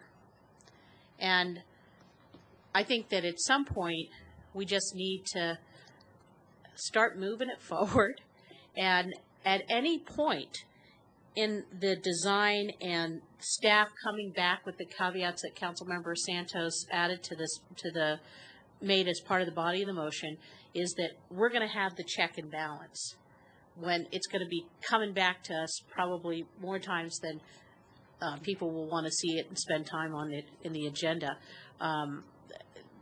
So I think that the motion as it stands right now has some safeguards that option 3 had tried to build in, and it just lets us begin having that design conversation. And certainly at some point we could say we're not willing to spend the time and the money to resolve all the wetlands reclamation issues and the wildlife issues, and in fact, until we do some of this work, we may not even know if the idea of a loop trail is even a go. It may just be that we want a U, we don't want an O, but we can't find anything out unless they go and we approve a plan that we support in concept that we want to move forward and let them have some license to explore the design phase and get that work started. And that'll just delay things. We can, kick this can down the road another 2 or 3 years if you want. I guess my feelings on this, to kind of address Bonnie's feelings, because I struggled with the same thing that Bonnie and Councilmember Bagley struggling with, is burying a trail. But then you start thinking, well, it could be 15 years, and then we get the full life out of a loop trail. It's had its useful life, and it might not even in 15 years happen. It could. We may never fill Union Reservoir. It might be 25 years, but anyway, you've got that recreational use out of the whole city for that 15-year period, and that's kind of what got me by the struggle. But anyway, Councilmember Santos. Thank you, Mayor Combs. It's just keeping your options open. That's all this is. Again, with most master plans, it doesn't come back to council for approval of whether or not we put, a swing set somewhere. This would be a very large swing set. So, the numbers, and I get and I understand the concern about the money. We're not spending that money now. Now. It says master plan. You put everything in it, see what can be done, what can't be done, and then you, in this case, working with the residents, take it back to PRAB and bring it back to council. Just my thought. Okay. Any further discussions? Okay, I guess. Okay. Go ahead. I'll let Santos restate the motion. Thank you, Mayor Coombs. The motion was to approve number 1, which approves the resolution approving and supporting the master plan, with the 3 caveats of start working immediately with the neighbors that are out there. 2, if there is an interim trail, to bring it back to the Parks and Rec Advisory Board. And 3, if Parks and Rec Advisory Board votes to approve that, it comes back to council for final approval for the interim trail. There's a check there, check there, check there. Plus, there's an environmental assessment that still needs to be done. We don't know, as Councilmember Levison said, whether it's going to be a U, whether it's going to be a circle, or whether or not it can even be done. But again, like all master plans, you have to plan for everything. Councilmember Witt. I will support this, but I'm very concerned. Let it be known that I'm very concerned, and you know what? If it comes up and something is recommended from staff that is not in keeping with the spirit of what they are hearing tonight, I will vote no. Councilmember Bagley. Thank you, Mayor Coombs. I guess I do have a question. Did she just leave the podium? Oh, sorry. What in the master plan won't cost money and be destroyed if we do wind up inundating Union Reservoir with more water? What type of activities could we do that wouldn't cost money?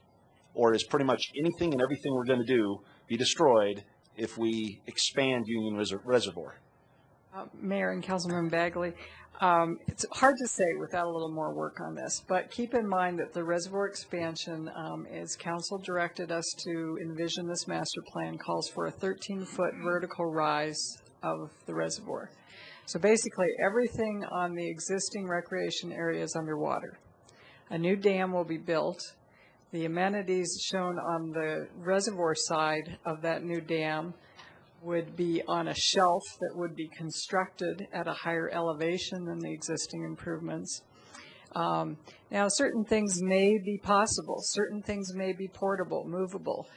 Floating docks certainly could be invested in to provide more boating, moorings out on the water. There certainly are some things, but I would be speculating to go too far in that area to think of others. So I guess the question that's begging to be asked is, is the city really planning on expanding the reservoir, or did we just say that so we could use water funds to buy land around Union Reservoir? Mayor, I think instead of Paul answering that, I will answer it.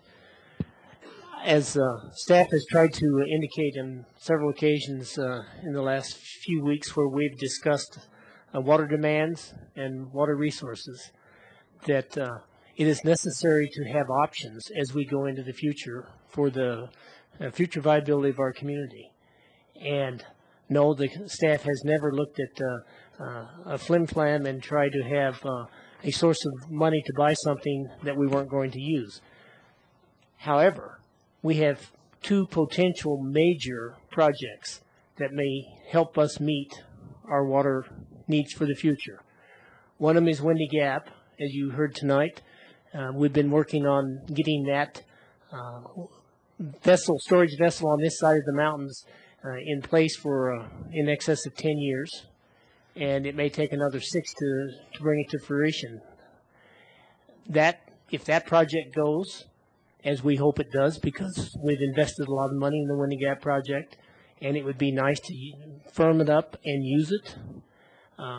But at the same time, in the future, we may also need to expand Union Reservoir. So we do not know, but it's very likely 25, maybe 30 years in the future if Windy Gap goes forward at this point. So those are contingencies that the city needs to keep available, because we do not know what types of issues we're going to face in the future. And if we need more storage than what we're going to get out of Windy Gap, this is the next major project that would provide that. And then the money that would be used to enhance Union Reservoir, the $10 million, more or less, could we use that money for a river corridor? Well, I just off the top of my head, Paula probably has a better sense of exactly where we may be looking at all the resources that would come out for the master plan. Some of that may be available for the river corridor, but some of it, if it's open space, may not be. So that would be, there's probably several answers to that, but some of it would be available for the river corridor.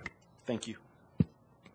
And Mayor and Councilman Bagley, in terms of the loop trail funds that have already been appropriated by council in this year's budget for PR 10, which is the Union Reservoir Master Plan Trail Improvements, or Master Planned Improvements, that funding is from the Open Space Bond Fund and is eligible to fund other district park improvement projects. So in the River Corridor, another project we're working on concurrently is the Pavlakis Open Space District Park, just to the north of Best Buy and Harvest Junction North.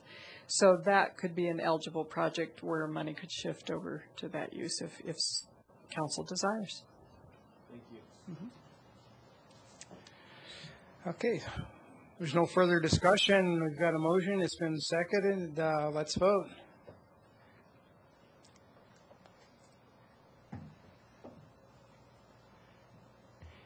It passes with Councilmember Bagley and Finley dissenting, 5-2.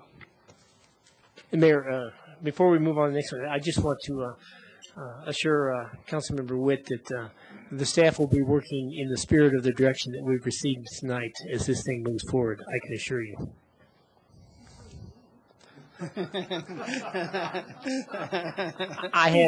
I have all the confidence. I have all the confidence in the world that this professional staff that you will continue to be working with will carry out this council's directions as the way they have in the past. The next item removed is item G, and Paula also is the expert on this, and that's the St. Greenway Phase 11. Mayor and Council, I did not have a presentation prepared. You do have a communication on this item. This is a resolution to support the Great Outdoors Colorado grant, River Corridors grant opportunity. We're in the middle of an application. As you're aware, we received approval from GOCO back in December on a concept paper for this large and special grant opportunity, and it seems to fit quite well with the Pavlakis District Park Improvement Project. We are partnering with Boulder County and the town of Lyons, since it is a larger legacy type of grant. But any other questions, I'd be happy to answer. Councilmember Bagley. Thank you, Mayor Coombs. My question is that if we buy this with open space funds, I know that there are several council members that want to talk about the river corridor. It's currently ranked number 1 on our retreat. And my question is, if we approve this, is that taking a section of a potential river corridor and basically making it off limits to development? Mayor and Councilman Bagley, this property was purchased back in 2002 out of open space funds. So it already is designated for open space use and basically outside of the limits of development in the sense of commercial development. Now, council certainly, I believe, maybe the attorney can answer that if they have ability to change their mind on that. But it was purchased as a district park property for the purposes of a park in the central corridor of town. And Mayor, I believe that our charter says that since this money was purchased for a district park, that it would take a vote of the people to relinquish that for uses for private development. Okay, and then so currently, what exactly is going to be the difference between how it is now, or how it is now, and what we're voting on exactly then? Well, we will start the design process again. We actually just opened proposals for the design of this property, and we'll start with a master plan update because several things have changed on this property since we did the master plan back in 2001. One of them, Boston Avenue, is going in the north side of it. There was also a dog park earlier identified as a potential use in utilizing one of the ponds. Found that the pond water surface isn't suitable for that, as well as having a dog off-leash area in a district park type area does not, at this point in time, seem like necessarily a good fit. So we will start with a master plan update with a public process as part of that. Thank you. Yeah, I'd move that we actually pass R 2012-05. Second. All right. Let's vote. That passes 7-0. Mayor and Council, next item is positions on state legislation, and as indicated earlier, Sandy will be bringing up 1277 at this time, too. Mayor Coombs, members of council, Sandy Cedar, assistant to the city manager. I'd like to introduce you to our legislative intern, Amanda Phillips, who's also helping out this semester. Thank you.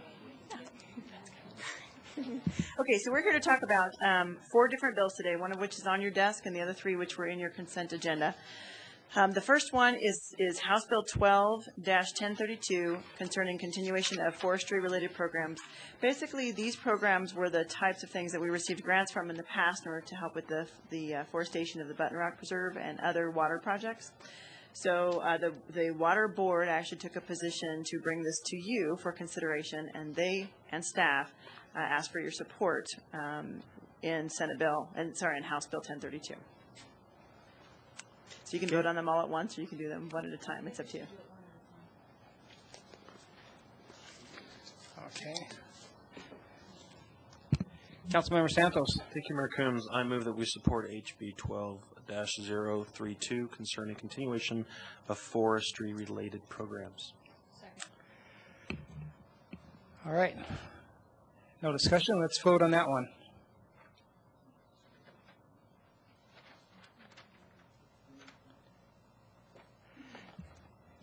Okay, that passes 7-0. Okay, on to the next one. Thank you very much, Mayor Coombs. So the next one is Senate Bill 026, concerning a state agency rule that creates a state mandate on a local government. So you may remember that when Governor Hickenlooper first took office, he really made a pledge, understanding where localities come from, where municipalities come from, that the state would not create unfunded mandates for cities. So he did that under an executive order, which the governor has the right to do, is considered Executive Order 5.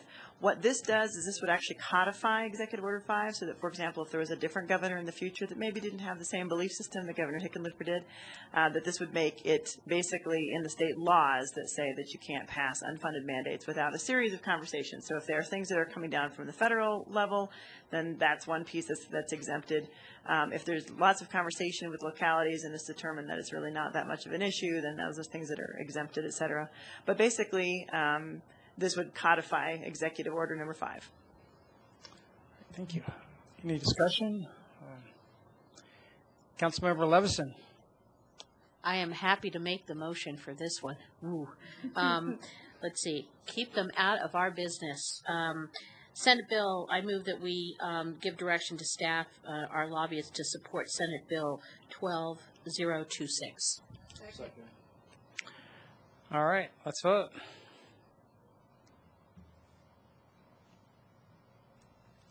It passes 7-0. Mayor Coombs. And the last one is Senate Bill 12-081, and this concerns fire sprinklering in residential houses. So this is kind of an odd issue because basically what this is saying is that the state would preempt you from making any decision in the future about sprinklering residential homes. Now at this time, we don't require sprinkling of residential homes, and that's not in our codes. But we would really like for that decision to come from you and not from the state. And so that's why we are opposing Senate Bill 081. It's not necessarily because of sprinkler or not to sprinkler, but basically to reserve your right to determine that for our community. Councilmember Witt. Although I don't want to see us say that every home has to be sprinkled, this very much relates to the issue that we just talked about local control. And so in that, I would support this and say that we support the opposition to Senate Bill 12-081. That is a motion. Second. Thank you. All right, let's vote.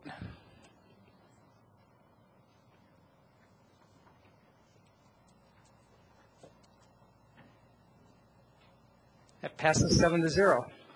Thank you, Mayor Coombs. So just to remind you what happens in the legislative process. So when I wrote this council communication, 385 bills have been introduced. It's well over 400 right now. We're tracking about 150 bills. And I send those out to city staff for their conversation and their comments. I then take them and decide whether it's an issue of significant municipal importance. If it is, then I bring it to you. At any time, you're welcome to bring up other legislation that comes up, anything that you've heard. I'm certainly happy to take a look at it and provide analysis of it. And so part of what you saw in your council communication, now that you've taken positions on these three, I will go ahead and lobby on your behalf to our own legislators to make sure that they understand that these are your wishes as well. So on the back of that, you'll see that there was a whole bunch of oil and gas bills that were introduced by February 1st. You'll notice that Matt Jones's bill is not on this list, and that's because it actually dropped last Thursday. So of these bills, several of them have already died. One of the most onerous ones, which is Senate Bill 088, which is a complete preemption of local control around oil and gas, that's actually up in committee this Thursday. And I should say, with my fingers crossed, that it actually doesn't look good for Senate Bill 88. But nonetheless, those are the ones that are kind of just so that you have an understanding of what's happening around the state. The one that I wanted to bring to your attention tonight is House Bill 1277, which is Matt Jones's bill. Basically, what this bill does, it's very short. Some of us very much appreciate, and basically says that local governments have the right to regulate the local zoning and land use types of things. And so we're talking about noise and odor and some of those things that you have already in your proposed regulations for oil and gas. So this strengthens that regulation and actually codifies it into law. Now, my understanding of this, and granted, I'm sure that other folks can help with this, but we are allowed to make some of those types of regulations right now. There's no case law that says we're preempted from it. There are some other things that are likely preemption areas. This doesn't necessarily change that. What this does is this codifies the areas in which we are allowed to regulate. So considering that Matt Jones is trying his best to give us more regulatory authority, my suggestion would be that you support this. This bill goes into committee on Monday. All right. Councilmember Finley. I don't see where this changes anything that we already have. Can you make any specific examples of anything that this changes that isn't already a rule? Mayor Coombs, Councilmember Finley, in my analysis, no, it doesn't really change anything. Our case law indicates, as well as the current law shows, that we have rights under land use laws to be able to do this kind of regulation. So it really doesn't. It depends to some extent on the statement that you'd like to make, not only to Representative Jones, but also to your legislators. Councilmember Santos. Thank you, Mayor Coombs. Well, if it doesn't change anything, why is he floating the bill? So, Mayor Coombs, Councilmember Santos, I think really the idea is that it's in lots of different pieces around the fact that the cities have land use regulations around all sorts of things, not just oil and gas, but all sorts of things. And so what this does is this specifies and strengthens that in the oil and gas regulation. If you look at the second page, under Section 1, you have, first of all, Section 29. This is the whole powers of local government. Under that is Revised Statute 34. This is the oil and gas piece. So what it's doing is it's kind of bringing two different pieces, saying that this piece that applies to all local control land use also applies to oil and gas. It does currently. It just strengthens that in the oil and gas regulation. Is this the bill that he was talking about at our, this is it? This is the bill. This is it. This is it. And it's my understanding that he's not planning any other, I've not heard of any other bills that he's planning to run. Wow. I have heard more ominous bills, but I have not seen them yet. I've seen them from both sides. I'm sure. Sandy, do you have a watch list on your list of bills that you track? Mayor Coombs, Mayor Pro Tem Santos, I watch about 150 bills right now. Well, then I would move that you just watch this bill.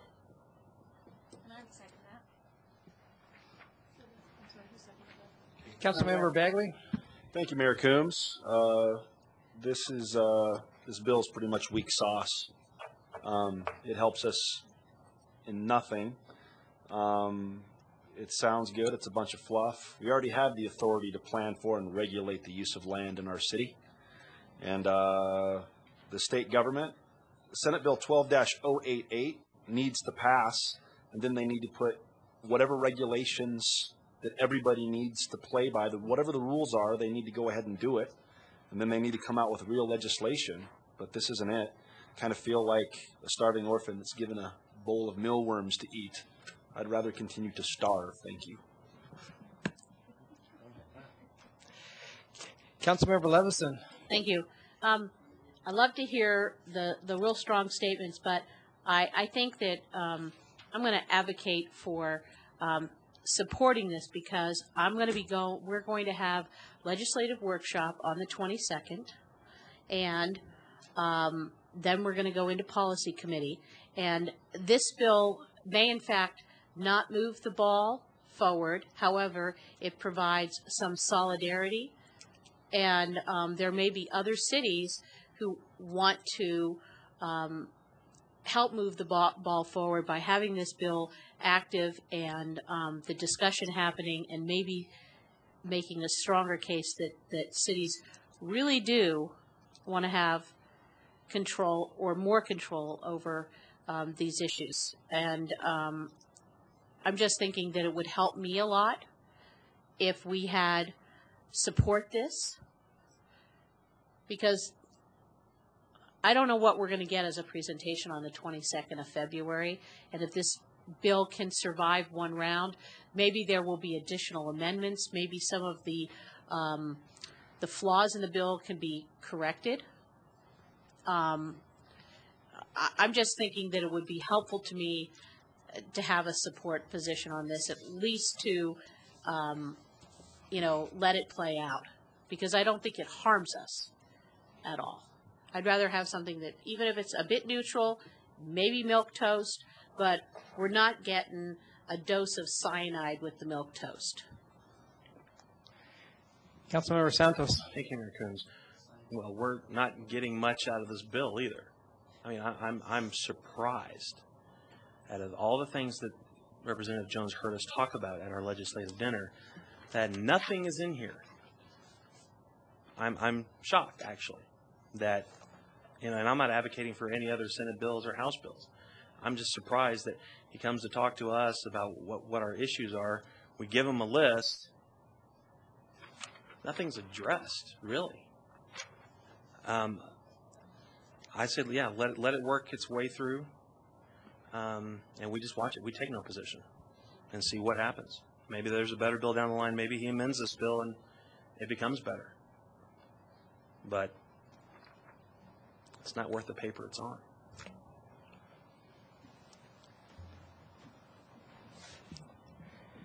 Councilmember Levison. So let me throw something else out there that is frequently thrown out there at CML, and I'll offer as a compromise. A lot of times when things might be something that shapes up later on, or things are in the development stage, or maybe something is not the perfect aspect, they ask for direction from policy committee to allow staff to have some discretion.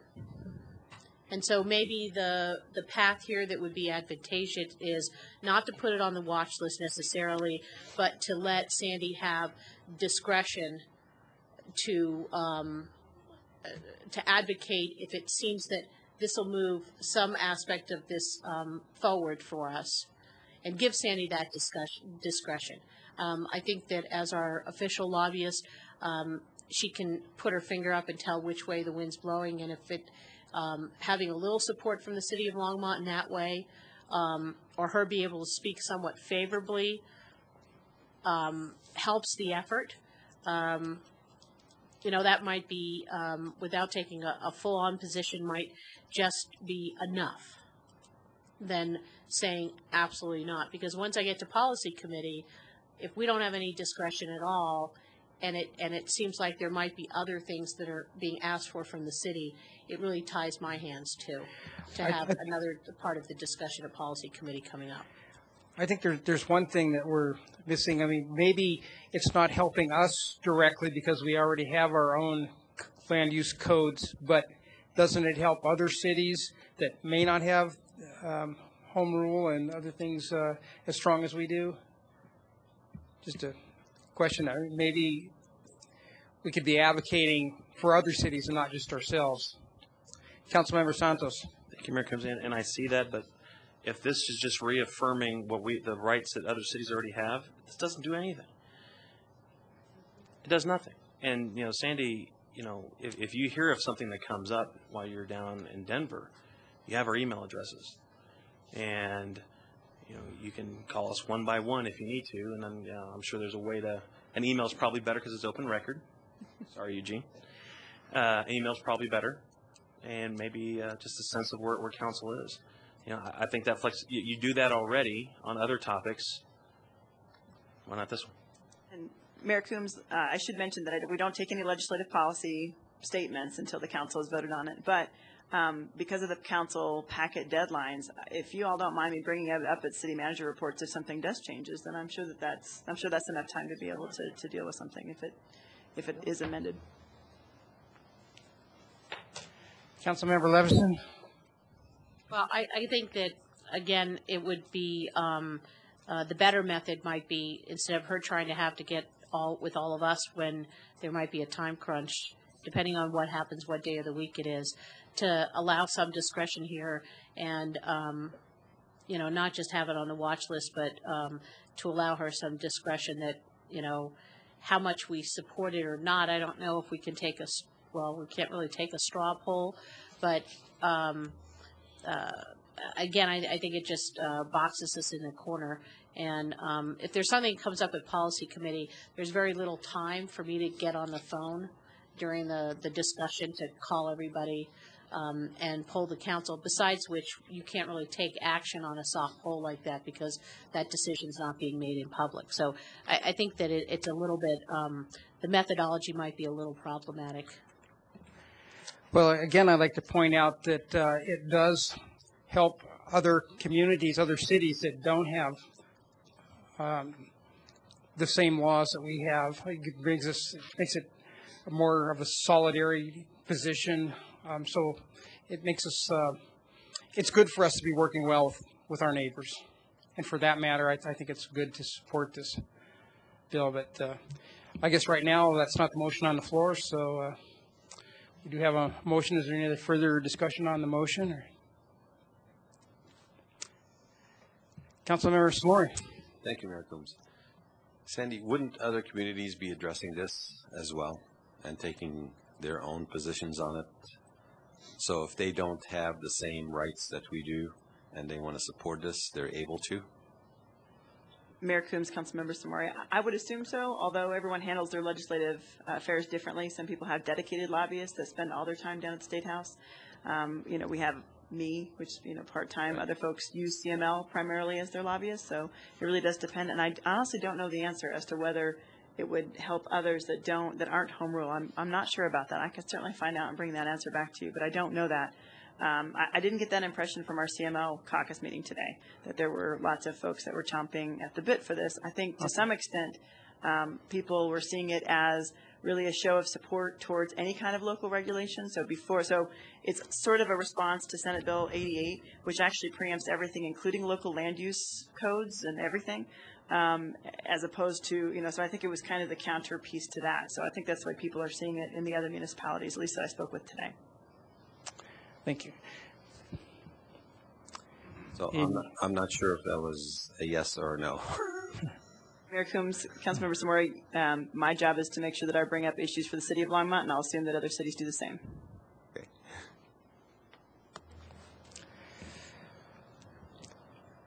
All right. I guess we have a motion that's been seconded. Any further discussion? I'll let Councilmember or Mayor Pro Tem Santos. Thank you, Mayor Coombs. It's basically to put this on the watch list, just to watch the bill, just track it.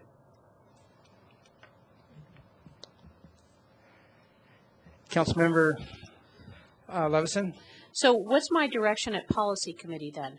If we're in policy committee discussion and we're supposed to give CML staff some kind of a vote and direction, this leaves me in limbo. I can't vote yes, I can't vote no.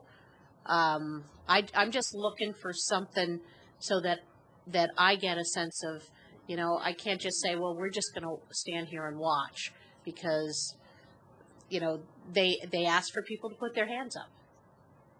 So does this mean I keep my hand down or do I put my elbow up? Mayor, I guess that if you follow your rules of procedure without a direction or a position on the city, you would be unable to... Unable to vote? Yeah, you're right. Yeah, okay. Just wanted to make that clear. Councilmember Bagley. Thank you, Mayor Coombs. I think what I'd like to see is just, it says that the local government regulation of the impacts of land use and development furthers the state's interest in orderly land use and environmental protection, which should not be given less weight than the state's interest in the exploration and extraction of oil and gas. That's what the bill's got to say. Okay. All right. I guess we are ready to vote.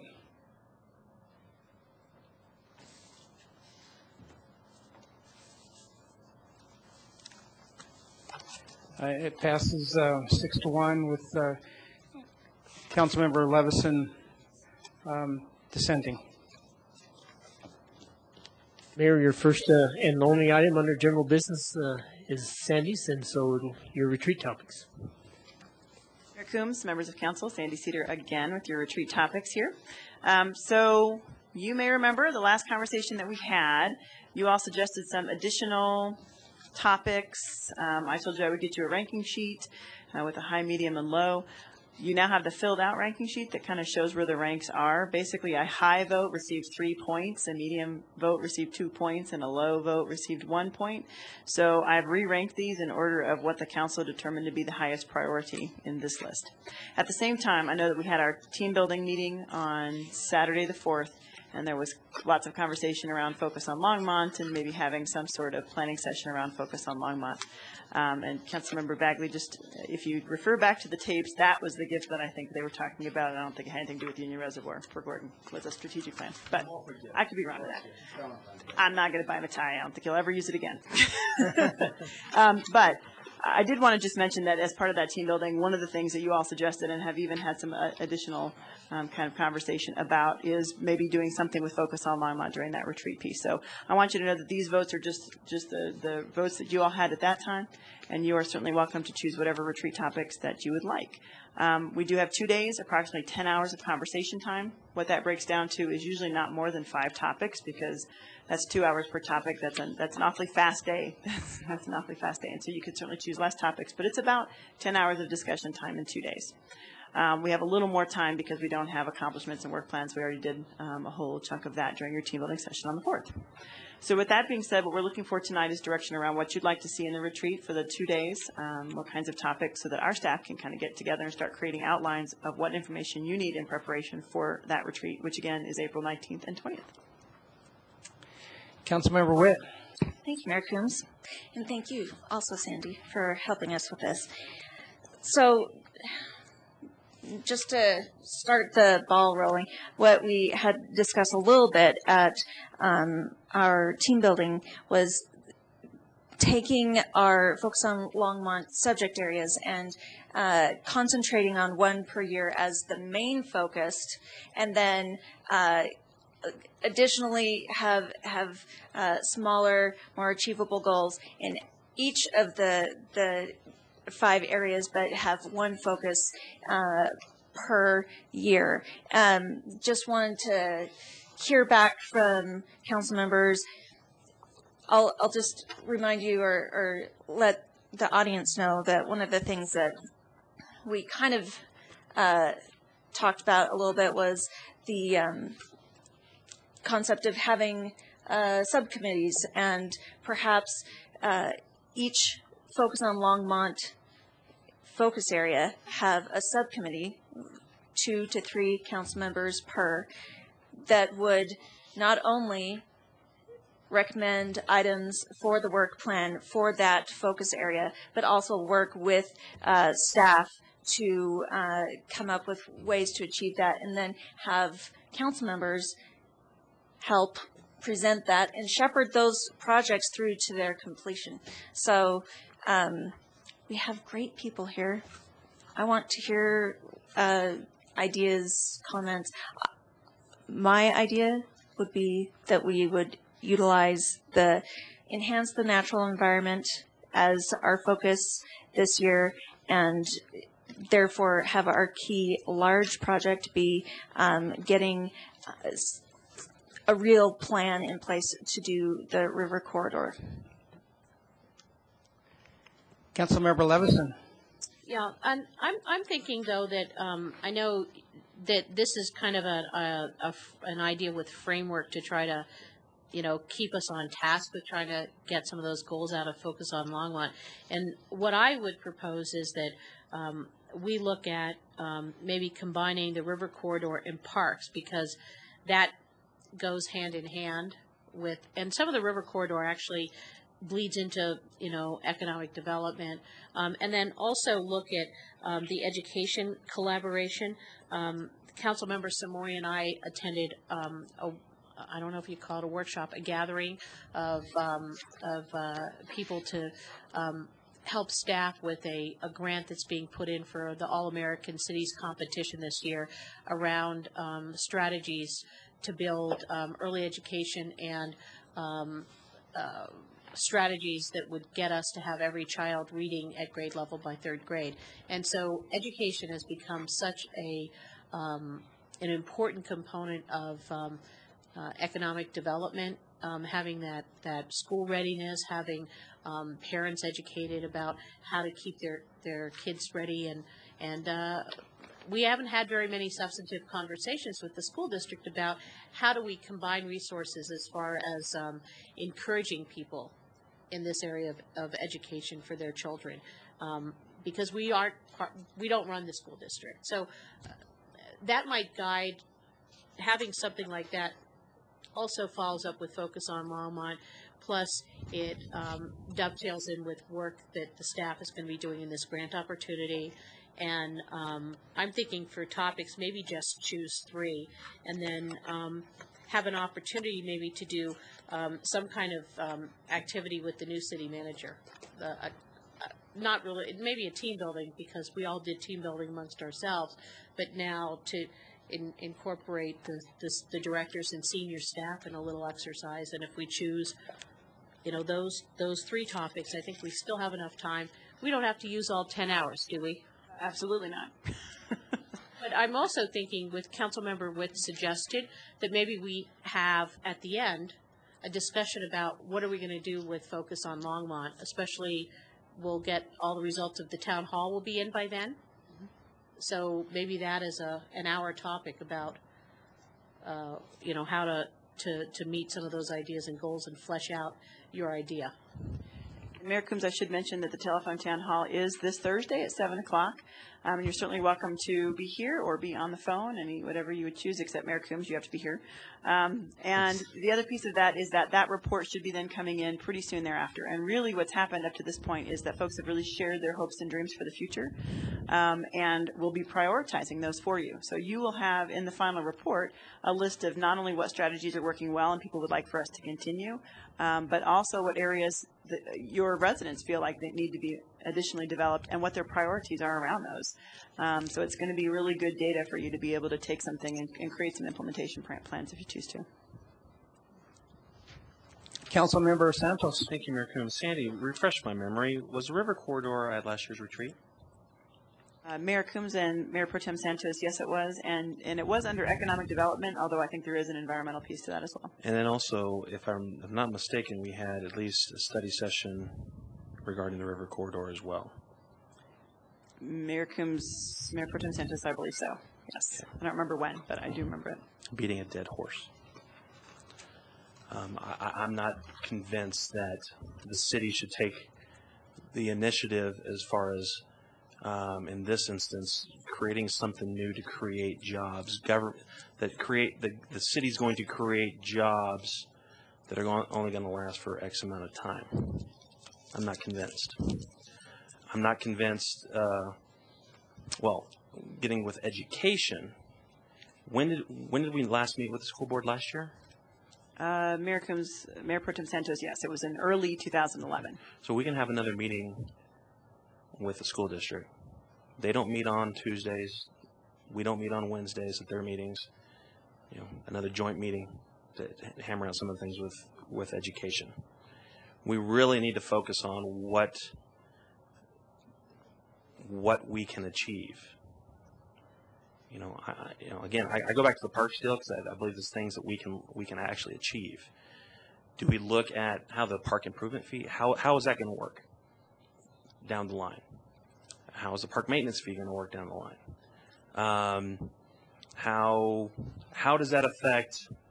How do those two affect development within the city or redevelopment within the city?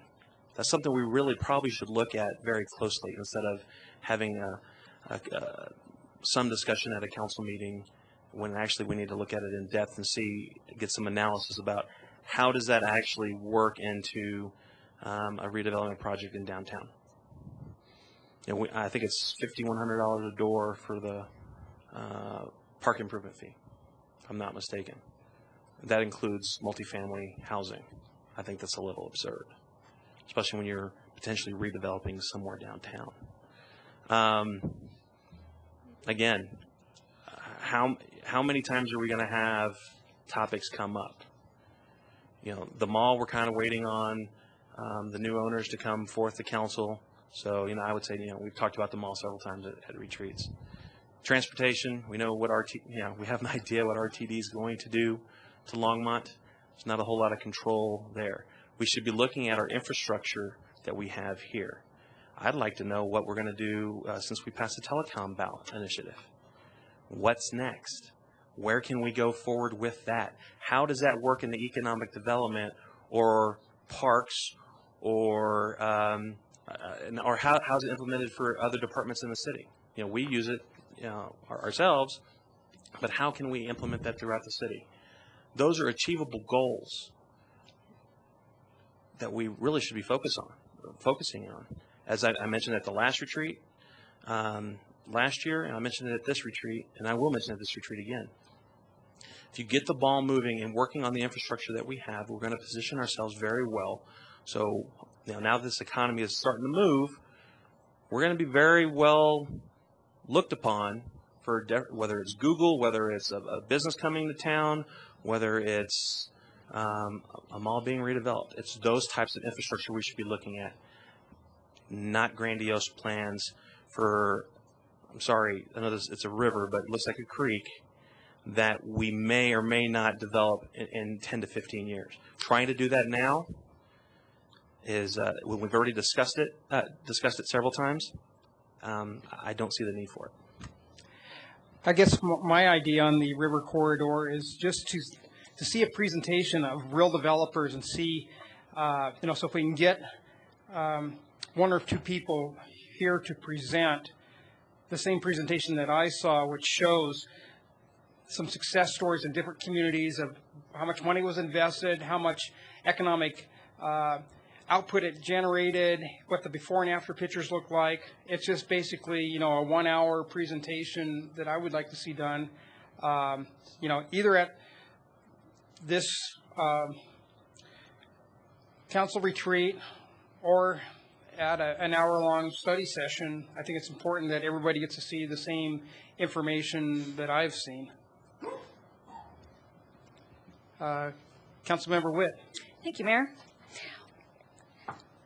All right, couple of points. Councilmember Levison mentioned several pressing things that we have coming up, and I appreciate that. She also suggested that perhaps we talk about how we want to work going forward at the retreat. I say let's just jump in and do it. Let's stop talking about how we're going to do it, and we just start doing it. So I think that you're right. We do have several pressing issues, which is why I think I probably haven't done a good enough job explaining how this could work to our advantage.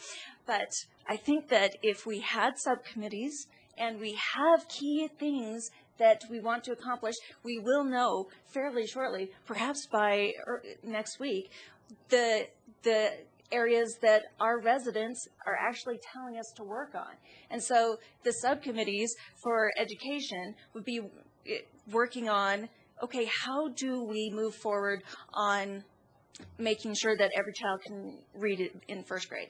So they work with staff people to find out what our part is. And then I would like to see us start reporting back on a monthly basis in council comments saying, okay, can we please have a report from the focus on our natural environment people, our projects, what's going on, and update us.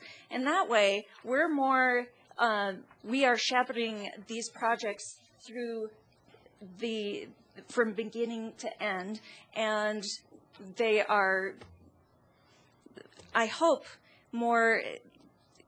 we will be able to accomplish them more quickly and also be able to generate more support. Now, Mayor Pro Tem, your concern is that we've talked about river corridor, and I don't want to talk about this anymore, but we don't have a river corridor plan yet, so we're not done talking about it yet. So what I would envision, if we were to choose enhancing the natural environment as our key thing that we're going to talk about this year, I would like to say that perhaps what we do is one day we will take 2.5 hours and we will discuss the plotting out what can we actually achieve this year. Maybe it's zoning. Maybe it's building a stakeholder group. Maybe it is continuing with the visioning, because we have started doing that already. And maybe it's how do we put together a 5-year plan.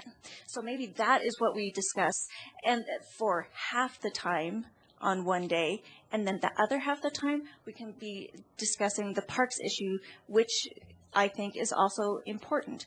And then on the other day, the other 5 hours, we go through and talk about the other 4 focus areas and talk about, brainstorm the ideas of how can we move forward on making sure that every child, okay, number 1, we need to start talking with the school district, and we need to open up maybe the subcommittee on that needs to work more closely with the Board of Education.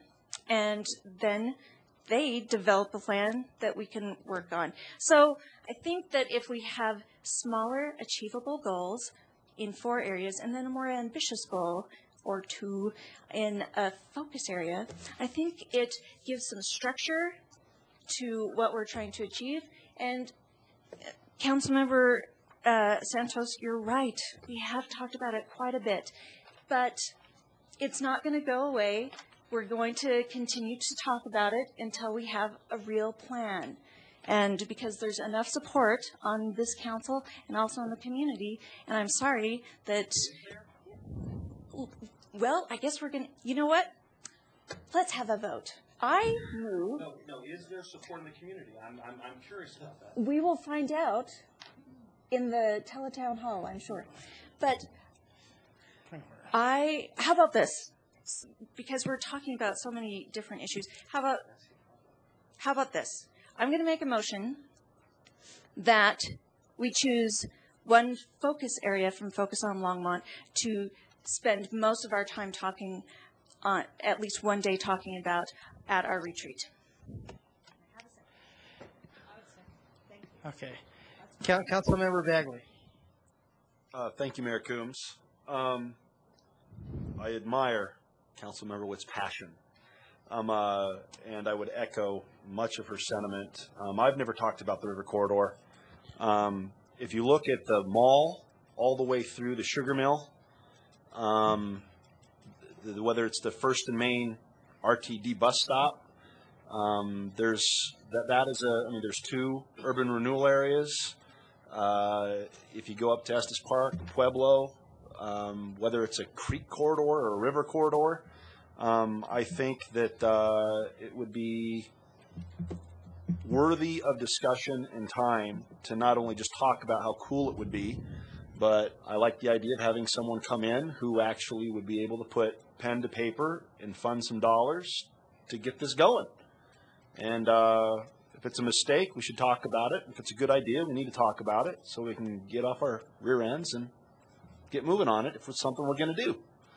I'd like to talk about it because I'm kind of inclined to do it. Mayor Coombs, I do want to mention that the river corridor is one of the options in the telephone town hall on Thursday. Under, I think it is under natural environment. Okay. Thank you. Councilmember Finley. Thank you, Mayor Coombs. I would agree with Katie. The people have given us our focus areas. I happen to think all of them are important.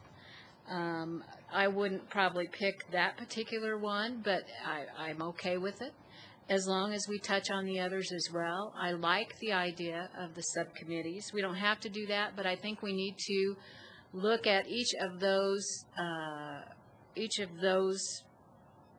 areas and have some actionable items because they all need attention. And so I'm in favor of it.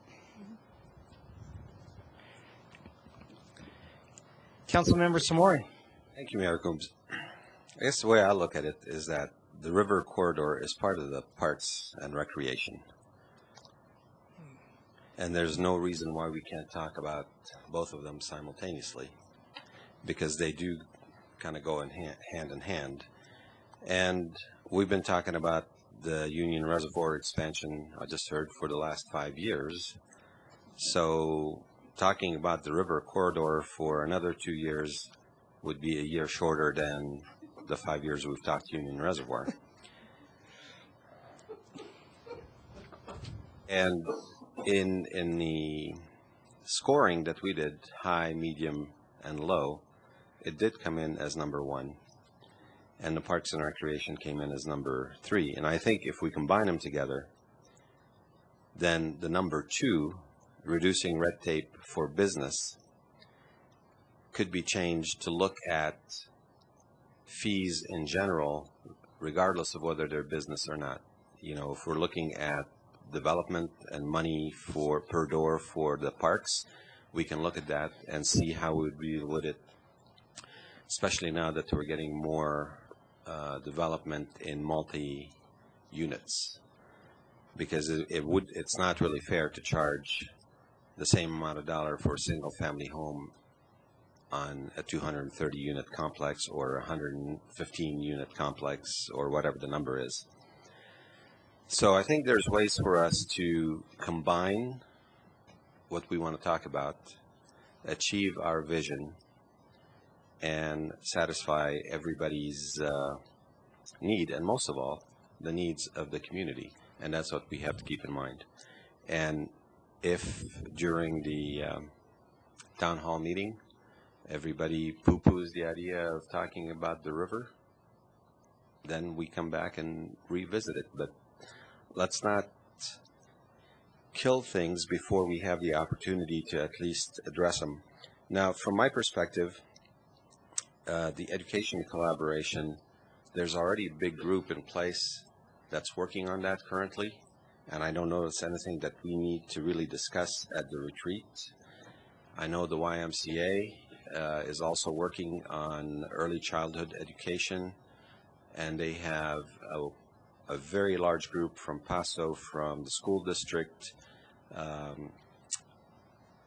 and other educational entities that deal specifically with early childhood education, and they're working towards that goal as well.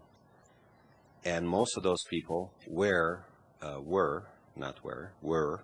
at the meeting that the city held for the collaboration on the application for the grant for All-American City, specifically for education. And that's the first time that there's been one where it's identified for a specific target. So I don't see that as a real need. I don't know how much we as council can affect discussions on tourism. We just had a meeting with RTD. We know where we stand there. We've been derailed. And so we need to look at the big picture. And the big picture environment obviously is an interest to everybody. I think we can combine the river corridor and the parks and look at the fees, and that would give us plenty to work on in those 2 days. That's my 25 cents. Mayor Coombs, could I make one other real quick clarification? So in the focus groups that we ended up having 6 focus groups, about 180 people that participated. And in those, hundreds of ideas were given, hundreds of them. What you see in the telephone town hall are really kind of the top 5. So to some extent, all of those are important to the community. And then what they're going to do is give you kind of a priority around what they'd like to see sort of either first or more focus on or something to that effect. But I don't want you to give you the understanding that if River Corridor comes in maybe third, for example, in a prioritization piece, it doesn't mean that it's not important. It rose to the top 5 out of all the hundreds of suggestions in the first place. And really what we're asking folks to do is to kind of confirm that and take a look and do some prioritization as a large community. Just wanted to clarify that. Thank you. Mayor Pro Tem Santos. Thank you, Mayor Coombs. Well, I really believe we should limit the topic to at least 2, because then if we don't, we add 3, 4, 5, kind of like a wild pitcher on the mound. We're never going to hit the strike zone to get some things done. I think potentially the discussion regarding committees of council members could also be a retreat topic. I see the river corridor, and Brad, I'm going to ask you a question because you and I have talked about this, and that's, when I have questions about whether or not how things are going to occur, I try to consult staff. Are there items currently that we're working on that have to do along the river? Good evening, Mayor Coombs, members of council, Mayor Pro Tem Santos. I think the answer to that question is yes. And what I would say is a slight repetition of what I indicated to you at the conclusion of your team building meeting on February 4th is the fact that we are attempting through the First and Main Plan to start from the core area of the community and present some goals to the community and to you later on in the spring relative to actions and activities that could take place in terms of supporting the redevelopment of the core area of the corridor. The other thing I would say about the river district planning in general is that we have not proposed to not work on this item. What we propose to do is institute a carryover in your council work plan relative to the St. Vrain River project. We have suspended, for lack of a better term, the staff work that's been going on because we have had to devote some considerable time and attention to the oil and gas regulations.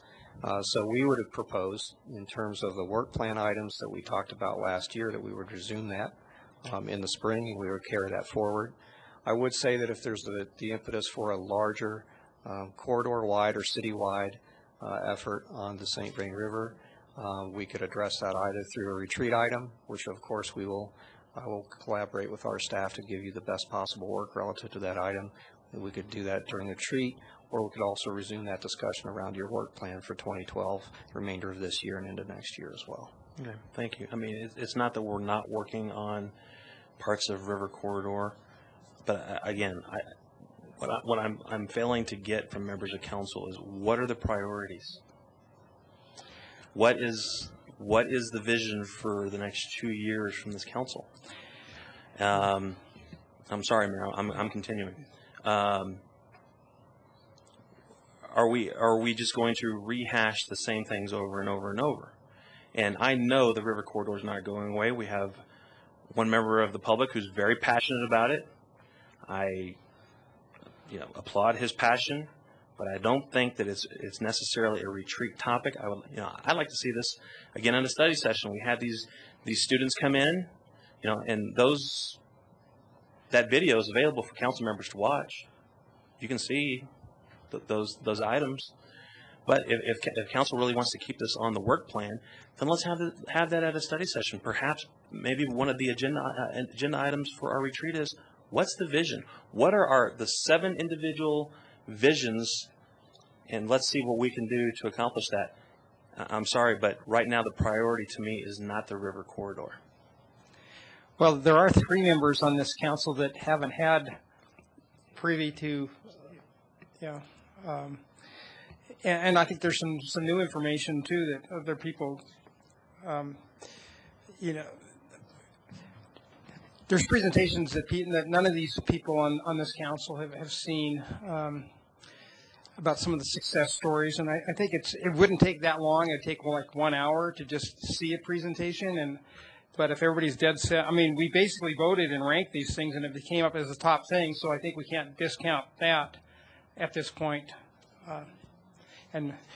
But anyway, there is a motion on the floor right now, so why don't we settle that motion and then move on. Councilmember Levison.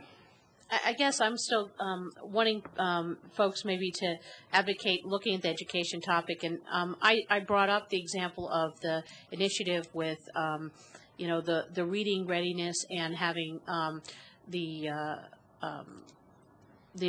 goal to build the reading literacy at grade level 3rd grade, but also community colleges and adult education certainly are important components for workforce development and job creation. And I just happened to read something today from the Brookings Institute that said, workforce development and education, how it dovetails in.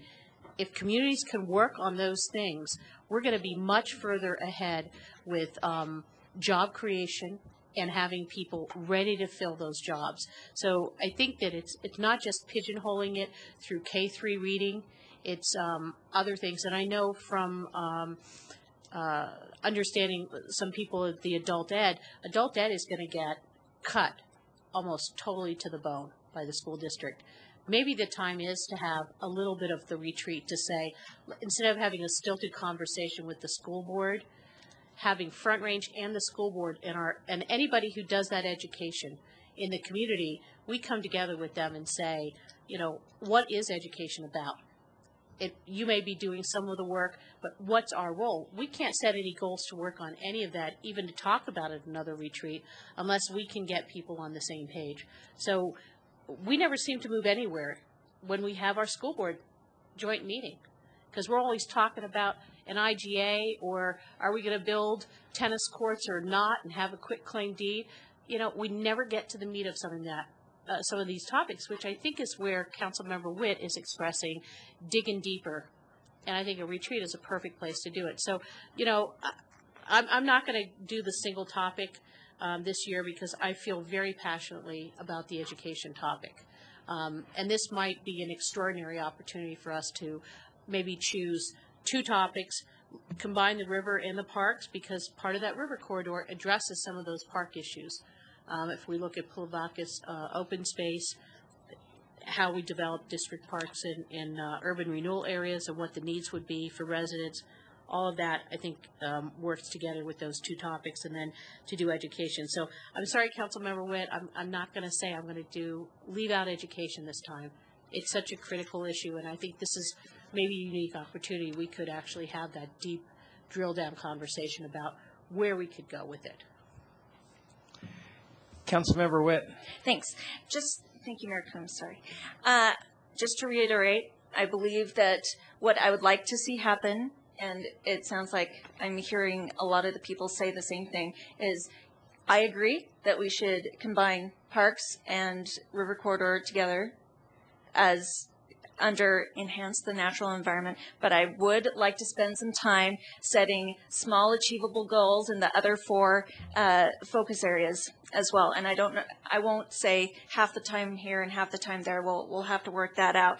But Councilmember Levison, I agree with you that education absolutely is a key area that does deserve to have more time. But would it not be better to perhaps plan that is going to be the topic for next year and give us time to prepare for it fully and get some ideas in place on how we're really going to go about that? So just an idea. Councilmember Bagley. Thank you, Mayor Coombs. I don't know, am I still allowed to say I'm a new member of council now that it's been 4 months? No? I'm still learning, but the one thing that I'm constantly seeing reinforced is the idea of 4 votes. 4 votes. And I hear a lot of complaints about staff, and I hear a lot of love given towards staff, but it's our fault if they're not doing what we want. And a lot of times we sit here and we say, oh, you know what we should do? But the one thing we never do, or rarely do, is make a motion and make the votes happen. If we don't officially make 4 happen, they don't have to do it. And so if we want to take a proactive stance in this community, we need to figure out what we're going to do, make a motion, take a vote. And so I would like to, I think Councilmember Santos has a phenomenal idea, talking about what the vision of the city should be, and then talk about the goals to get there. Absolutely for that. But on the other hand, I also don't want to watch a video. I don't want to have city staff give a presentation. I want to pick who's passionate, who has a stake in the game to make some money on the river corridor, invite them in and say, what do you want to do? So we can then take a vote and tell city staff, I think that we need to do this 4 to 7. And then it's over. And we've set policy and staff shall follow. That is how it works, isn't it? That's right. Absolutely. Councilmember Levison. Yeah, Councilmember Witt, I think that we can do 2 topics this time. Maybe we put I'm not suggesting that, I do agree with the bulk of what you're suggesting. However, if we could, if you would consider adding education as a secondary piece, because, it is a hot topic, and we do have these initiatives going on. And so I would suggest maybe setting some goals. It might simply be a discussion of how do we interact with a community college, adult ed priorities, and the school district. And start the conversation, because it'll give us a framework for our discussion with the school board, I think. Plus, it might begin addressing some of these crossover issues, such as joint development with parks next to schools. that would loop into your other topic as well. I just think that we can work on two things. I think this council can juggle two balls. And well, and I think that to pick 5 is a little ambitious, since we only will effectively have a 6 or an 8-month work plan until we're looking. And then it might just be to an advantage to have that conversation, to know where we need to go, or what we might want to plan ahead to. So if you don't mind, keeping that education, I would appreciate, having education still on, because I'm hearing so much in the community. Yeah. Make a friendly amendment. I'll make a friendly amendment that we add education to be the second retreat topic. I also want to leave room for your idea of looking at what we move forward toward the goals, and still have a little piece of team building with the new city manager. Councilmember Samori. Thank you, Mayor Coombs. Councilmember Levis and I share your passion for education, but I don't feel that we as council can make any decisions that's going to change how the school district operates or how other learning centers in the community operate without having a joint meeting with them and having an open discussion. We can discuss it and we can come up with grandiose ideas, but unless they buy into it, it's just our ideas. And I would suggest that since it is part of the focus on Longmont, we see what feedback comes in, we talk about it, but I don't know that it's a primary focus for us without having that partnership with the other groups. I think we have 2 topics. If we choose the top 3, you got the river corridor. If we combine it with the parks, that's one huge topic. And then you got the fees, whether they're red tape that stop businesses from coming here or fees that we're charging for infrastructure improvements. I think those are pretty significant, and they can lead to a greater vision for the community. And at the same time, we can throw in ideas for a bigger vision. I've been driving for that for a long time, but we end up talking about the same issues, and I'll agree with Mayor Pro Tem Santos there, is that we do talk about the same things, but until we deliver, until we accomplish those things, we need to keep them in the forefront, and we need to keep talking about them till they're accomplished. Councilwoman's with idea of having subcommittees where we focus on certain projects and drive them to completion, I think is a good idea, and it's worthy of a discussion. And so I know there's a motion on the floor and we need to vote on it, but I think we have our top 3 topics to discuss along with the remainder items from the focus on Longmont and the priorities that we'll get from the community when we do the forum. Councilmember Levison. And Councilmember Samori, my idea with the education topic would be to invite school board members and invite educators in our community, and also Front Range Community College. And maybe we need to have that big picture discussion and have them have that discussion. What is the city's role in education? What would be their expectations? Simply going to that meeting last Thursday made me realize we're already devoting a chunk of resources to education in this community, yet we haven't, the council's never really given that direction. And it seems to be, we're doing it in fits and starts with different programs. And I think that the other important component of the retreat is it will guide items we would want to have staff-focused budget items on. How much long-term would we want to work on Parks and Rec and this river corridor idea, and what budget resources and staff time resources do we want to devote to it? And that can be expressed in the budget we're presented in August. Same thing with the education component. Beyond the mayor's book club and supporting early childhood, small programs here and there. what are we doing for adult ed? What are we doing with community college? And what's our broad citywide values? And where are we going to want to devote those resources with support for the community? I think that we have very little time left this year also, because once we get the retreat done and the priorities set with the work plan, it's going to be the end of May. And effectively, we'll have 6 months to take action. So I don't know if my amendment to add education had been accepted. I have another cunning plan. Councilmember Witt. Because I'm just full of them. All right. I agree with you, Councilmember Levison. How about this?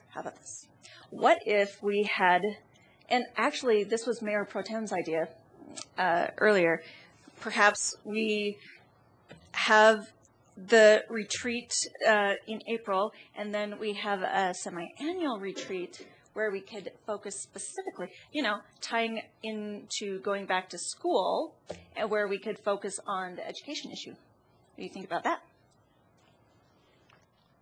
I'd like to make sure that we keep it in the retreat because we're so focused on big picture items. And I think that if we wait to do it later in the year, we can't add it, we can't do anything in the budget with it for 2013.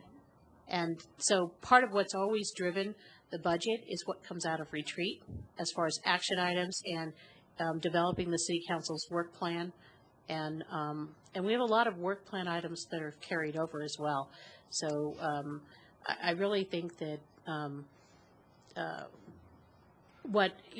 doing what was suggested, adding education, having that discussion, and then adding on those those other pieces about the idea of working in committees and having a little bit of team building, I think that's full for 10 hours. And I think it's going to be substantive work. Councilmember Witt. Let's just vote on let's major in environmental and then a minor in education. How does that sound? And actually, we're going to touch, I believe that we need to touch on the other 4 focus areas. We do. Maybe. Do you want me to read the motion? The original motion is to choose one focus area from Focus on Longmont to spend one day talking about it at our retreat. That was what the motion was. Didn't specify which one. Okay. Should I amend that? Who's made? Councilmember Bagley. Getting late, so I'd like to make a friendly amendment to erase it and then say this. I move that we just adopt the first 3 on our proposed topics for the 2012 City Council retreat in order, 1, 2, and 3. And if we should have time, we take education collaboration and pay attention to it. And if we finish early, great. And if we don't, well, education's important enough that we can call Don Haddad and maybe go to their retreat or invite them to a special council session or whatever. So my motion is that I move that we adopt the top 4, giving preference to the top 3, and focusing on education collaboration should time permit. I second it. Withdraw it. Yeah. Did I agree to draw that? Mayor Coombs. It's not really a friendly amendment. Yeah, you're right. Let's take over. Okay. So I guess that amendment is tabled. So we have to vote. Let's read back. Okay, we've got her original amendment, which is basically to pick one thing to talk about one day from Focus on. So let's vote on that.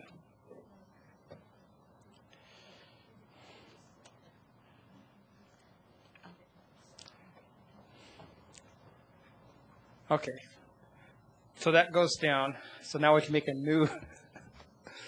That was basically 3 to 4 with 4 descending.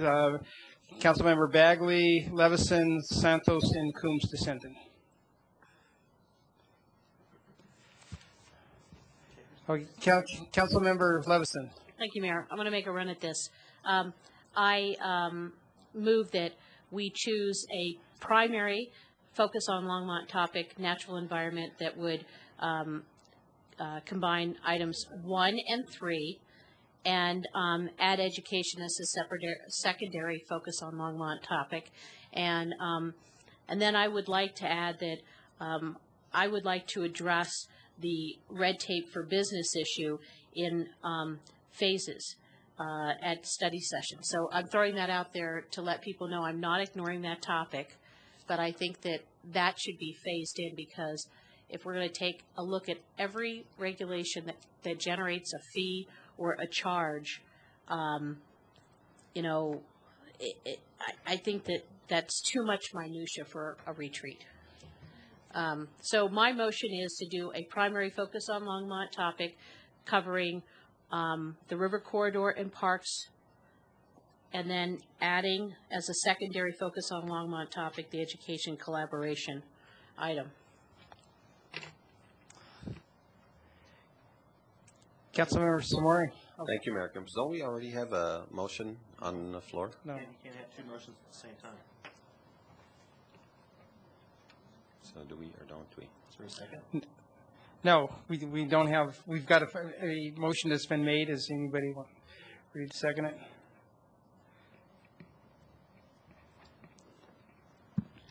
Councilmember Bagley. Thank you, Mayor Coombs. I move that we adopt as proposed topics for the 2012 City Council retreat the following: 1, 2, 3, and 4, giving priority to 1, 2, and 3, and then giving time to number 4, education collaboration, if time permits.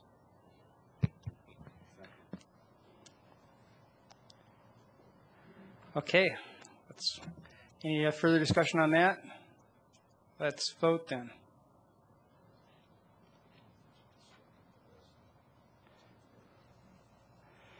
Okay, that passes 6-1 with Councilmember Santos dissenting. Thank you, Mayor Coombs. Our next step in this is that we will bring back some basic outlines on what these types of, what the information is that we'll provide for you prior to the retreat. Okay. Next is our final call to be public to be heard. Is there anyone who would like to speak to the council at this time?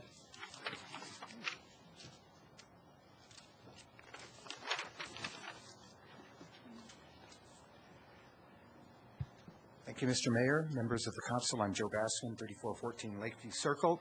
I have a Valentine's present for everyone. It's red.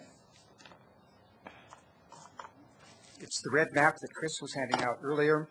I'm humbly suggesting that that map should influence a good portion of your planning. I heard earlier that a master plan considers all possibilities. Honestly, I think the importance of that map is such that it should go up next to the comprehensive plan, perhaps in a larger version. That map basically shows all of the areas that could be heavy-duty industrialized zones within the city. A master plan considers all possibilities.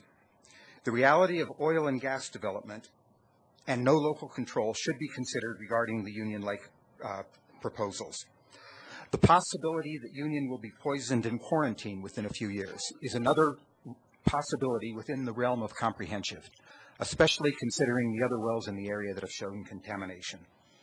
You all cheered local control, yet SB 1288, which would strip you of local control regarding oil and gas, even more so than currently exists, was not voted against. The bill number 12-77 clarifies local control regarding oil and gas. And I heard all of you complaining that maybe it was baby steps. I didn't hear very much talk about whether or not we support the concept of local control regarding oil and gas development, and I really don't know where council stands collectively on that situation. It is baby steps. In fact, I might mention that our new draft regs on oil and gas are also baby steps.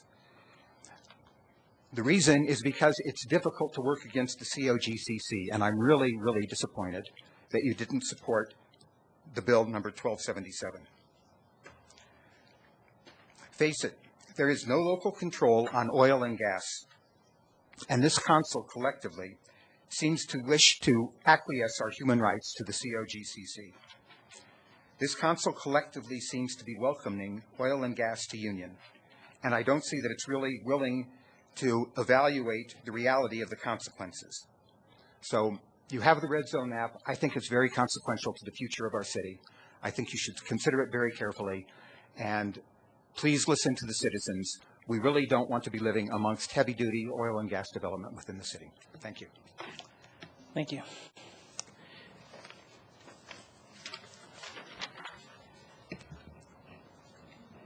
Please state your name and address. Kay Fissinger, 2199 Creekside Drive. I'd like to echo somewhat to what Joe Bassman said about House Bill 1277. I really think it was a very short-sighted position of the City Council not to come out and support that bill. Our city attorney has said that while it may not change anything, what already exists as a result of case law. A different court can change the case law. The legislature would be the guiding principle for now and future courts. That should have been considered, and it was not mentioned at all during the discussion. I hope that you will reconsider and support 1277 as soon as you have another opportunity to do so. Thank you. Thank you, Kay.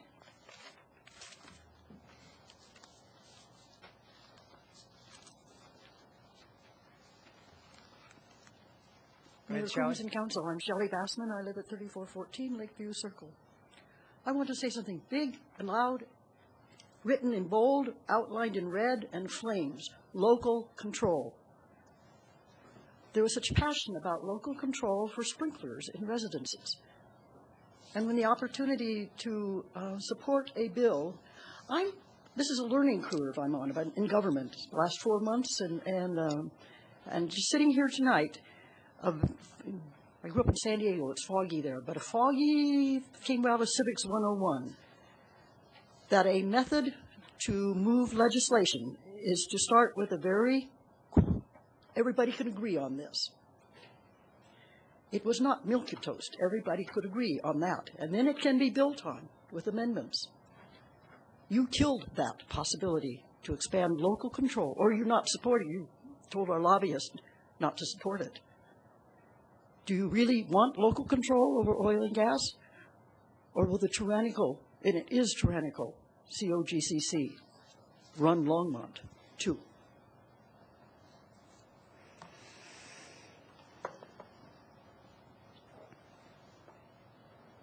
You say that when the number one focus Longmont issue is the natural environment.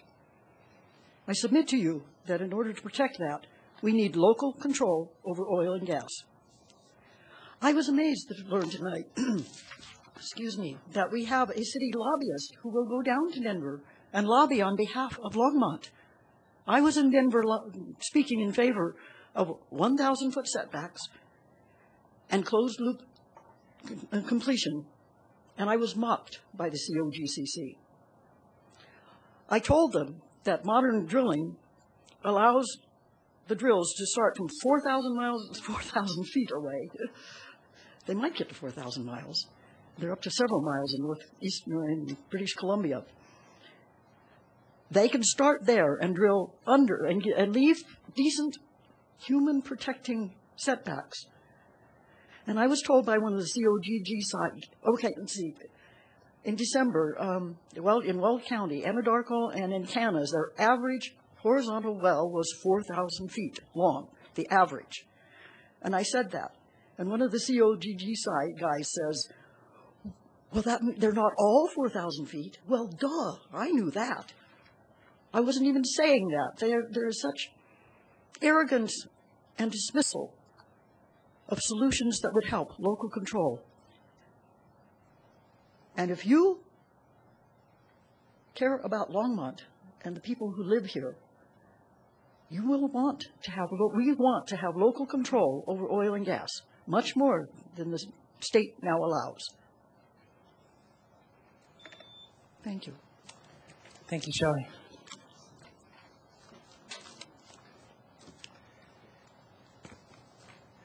Go ahead.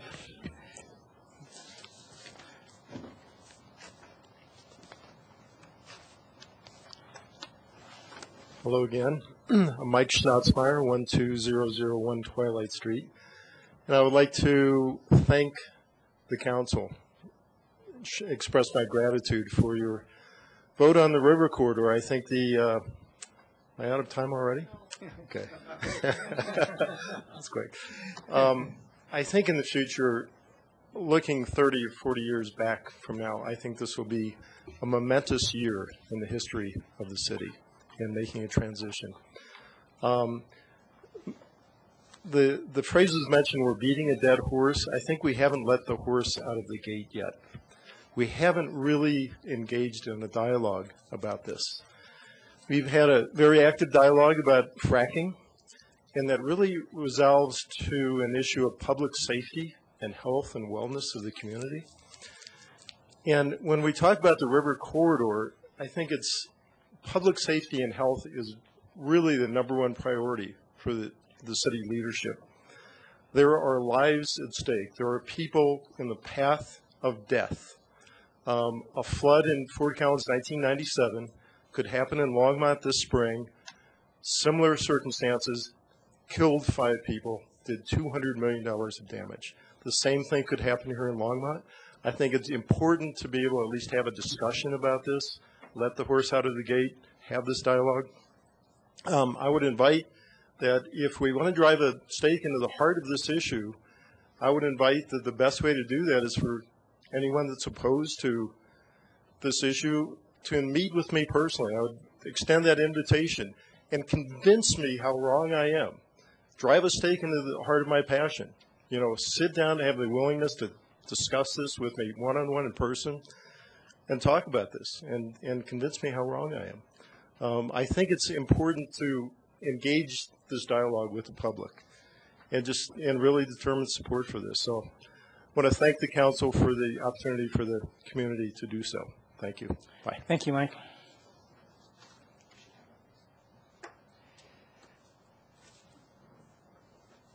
Okay, I guess it's time for mayor and council comments.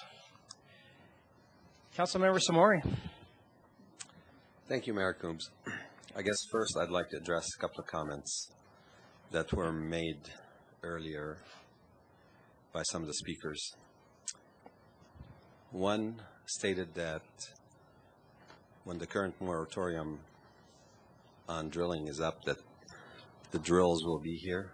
To my knowledge, there are no applications waiting for approval or drills coming to town when the moratorium is up. Second comment was made that it was overheard that if the Life Bridge development had taken place, drilling wouldn't be occurring. That is partially a true statement, because if you look where the drilling is occurring currently on along Highway 119, that was property that was supposed to be retail and multi-use development that would have been annexed into the city of Longmont. But when the Life Bridge project was withdrawn, the annexation was withdrawn, the city of Firestone decided to annex that property, and we had a legal battle with them for a while. And they ended up with it, and that's exactly where the drilling is occurring currently. Had that potentially been annexed into the city of Longmont and developed as was proposed, maybe this conversation wouldn't be occurring. But on a happier note, I'd like to say that this month we have 3 birthdays to celebrate. Our city attorney, Eugene May, our council person, Bonnie Finley, and before somebody outs me, my own birthday. So, and happy Valentine's to everybody. So we can sing Happy Valentine's and Happy Birthday at the same time. Mayor Happy Coombs, lead us. birthday to you. Happy birthday to you. Happy birthday, dear birthdays. Happy birthday to you. Good thing we are not making a living singing. Councilmember Finley. I don't think we could. Thank you, Mayor. In my own tradition, I'd like to mention the business of the week. I had the privilege of going to a wedding cake tasting at a business called La Momo Maze at 624 Kimbark Street. They do the best cupcakes and cakes you've ever tasted. So I would like to encourage everyone out there to give them a try. La Momo Maze at 624 Kimbark Street. Councilmember Levison. Yes. I first want to thank council for the what I thought was a very productive discussion around our retreat topics. And I also want to encourage people who have not yet bought their tickets to the El Comité fundraiser on February 25th. Tickets are $45, I believe. You can contact El Comité directly to buy your tickets. And there's going to be a couple of speakers, Stan Garnett and Polly Baca, and some other entertainment. So would be a good evening to come out and support an organization that's doing a lot of productive work in the community to help people. So I look forward to sharing a table with any of you who come. And also want to thank the city for the opportunity to participate in the group meeting on Thursday morning around the All-American Cities grant effort. I found it very interesting, and I was not really aware before I went to the meeting about this proposal that we'll be submitting. So I appreciate that, and I was really happy to see Councilmember Samori there. So it's always nice to go to a meeting you're interested in and find out another council member is just as interested there. So it was nice seeing there, Alex. Councilmember Santos. Thank you, Mayor Coombs. Well, sometimes our schedules get in the way, so it's not that we didn't have interest, it's that maybe we just couldn't attend. I'd like to wish everyone a happy Valentine's Day. I'd like to thank my wife for sending me flowers. She sent me flowers a couple years ago because I was here on our anniversary. So this year it's Valentine's Day. So again, happy Valentine's Day to everyone, and thank you, Vicki, for the nice arrangement of flowers. Hey, well, I'd like to say happy Valentine's Day to my lovely wife, Kristen, and also thank the Judy Bigger for the Valentine's presents, and also the Reese's. I've lost or gained 6 pounds on my cruise and lost 4, but they'll probably gain about a pound of it back from Valentine's Day. But anyway, I would like to say that as an individual, I will support Pat Jones's bill. I won't represent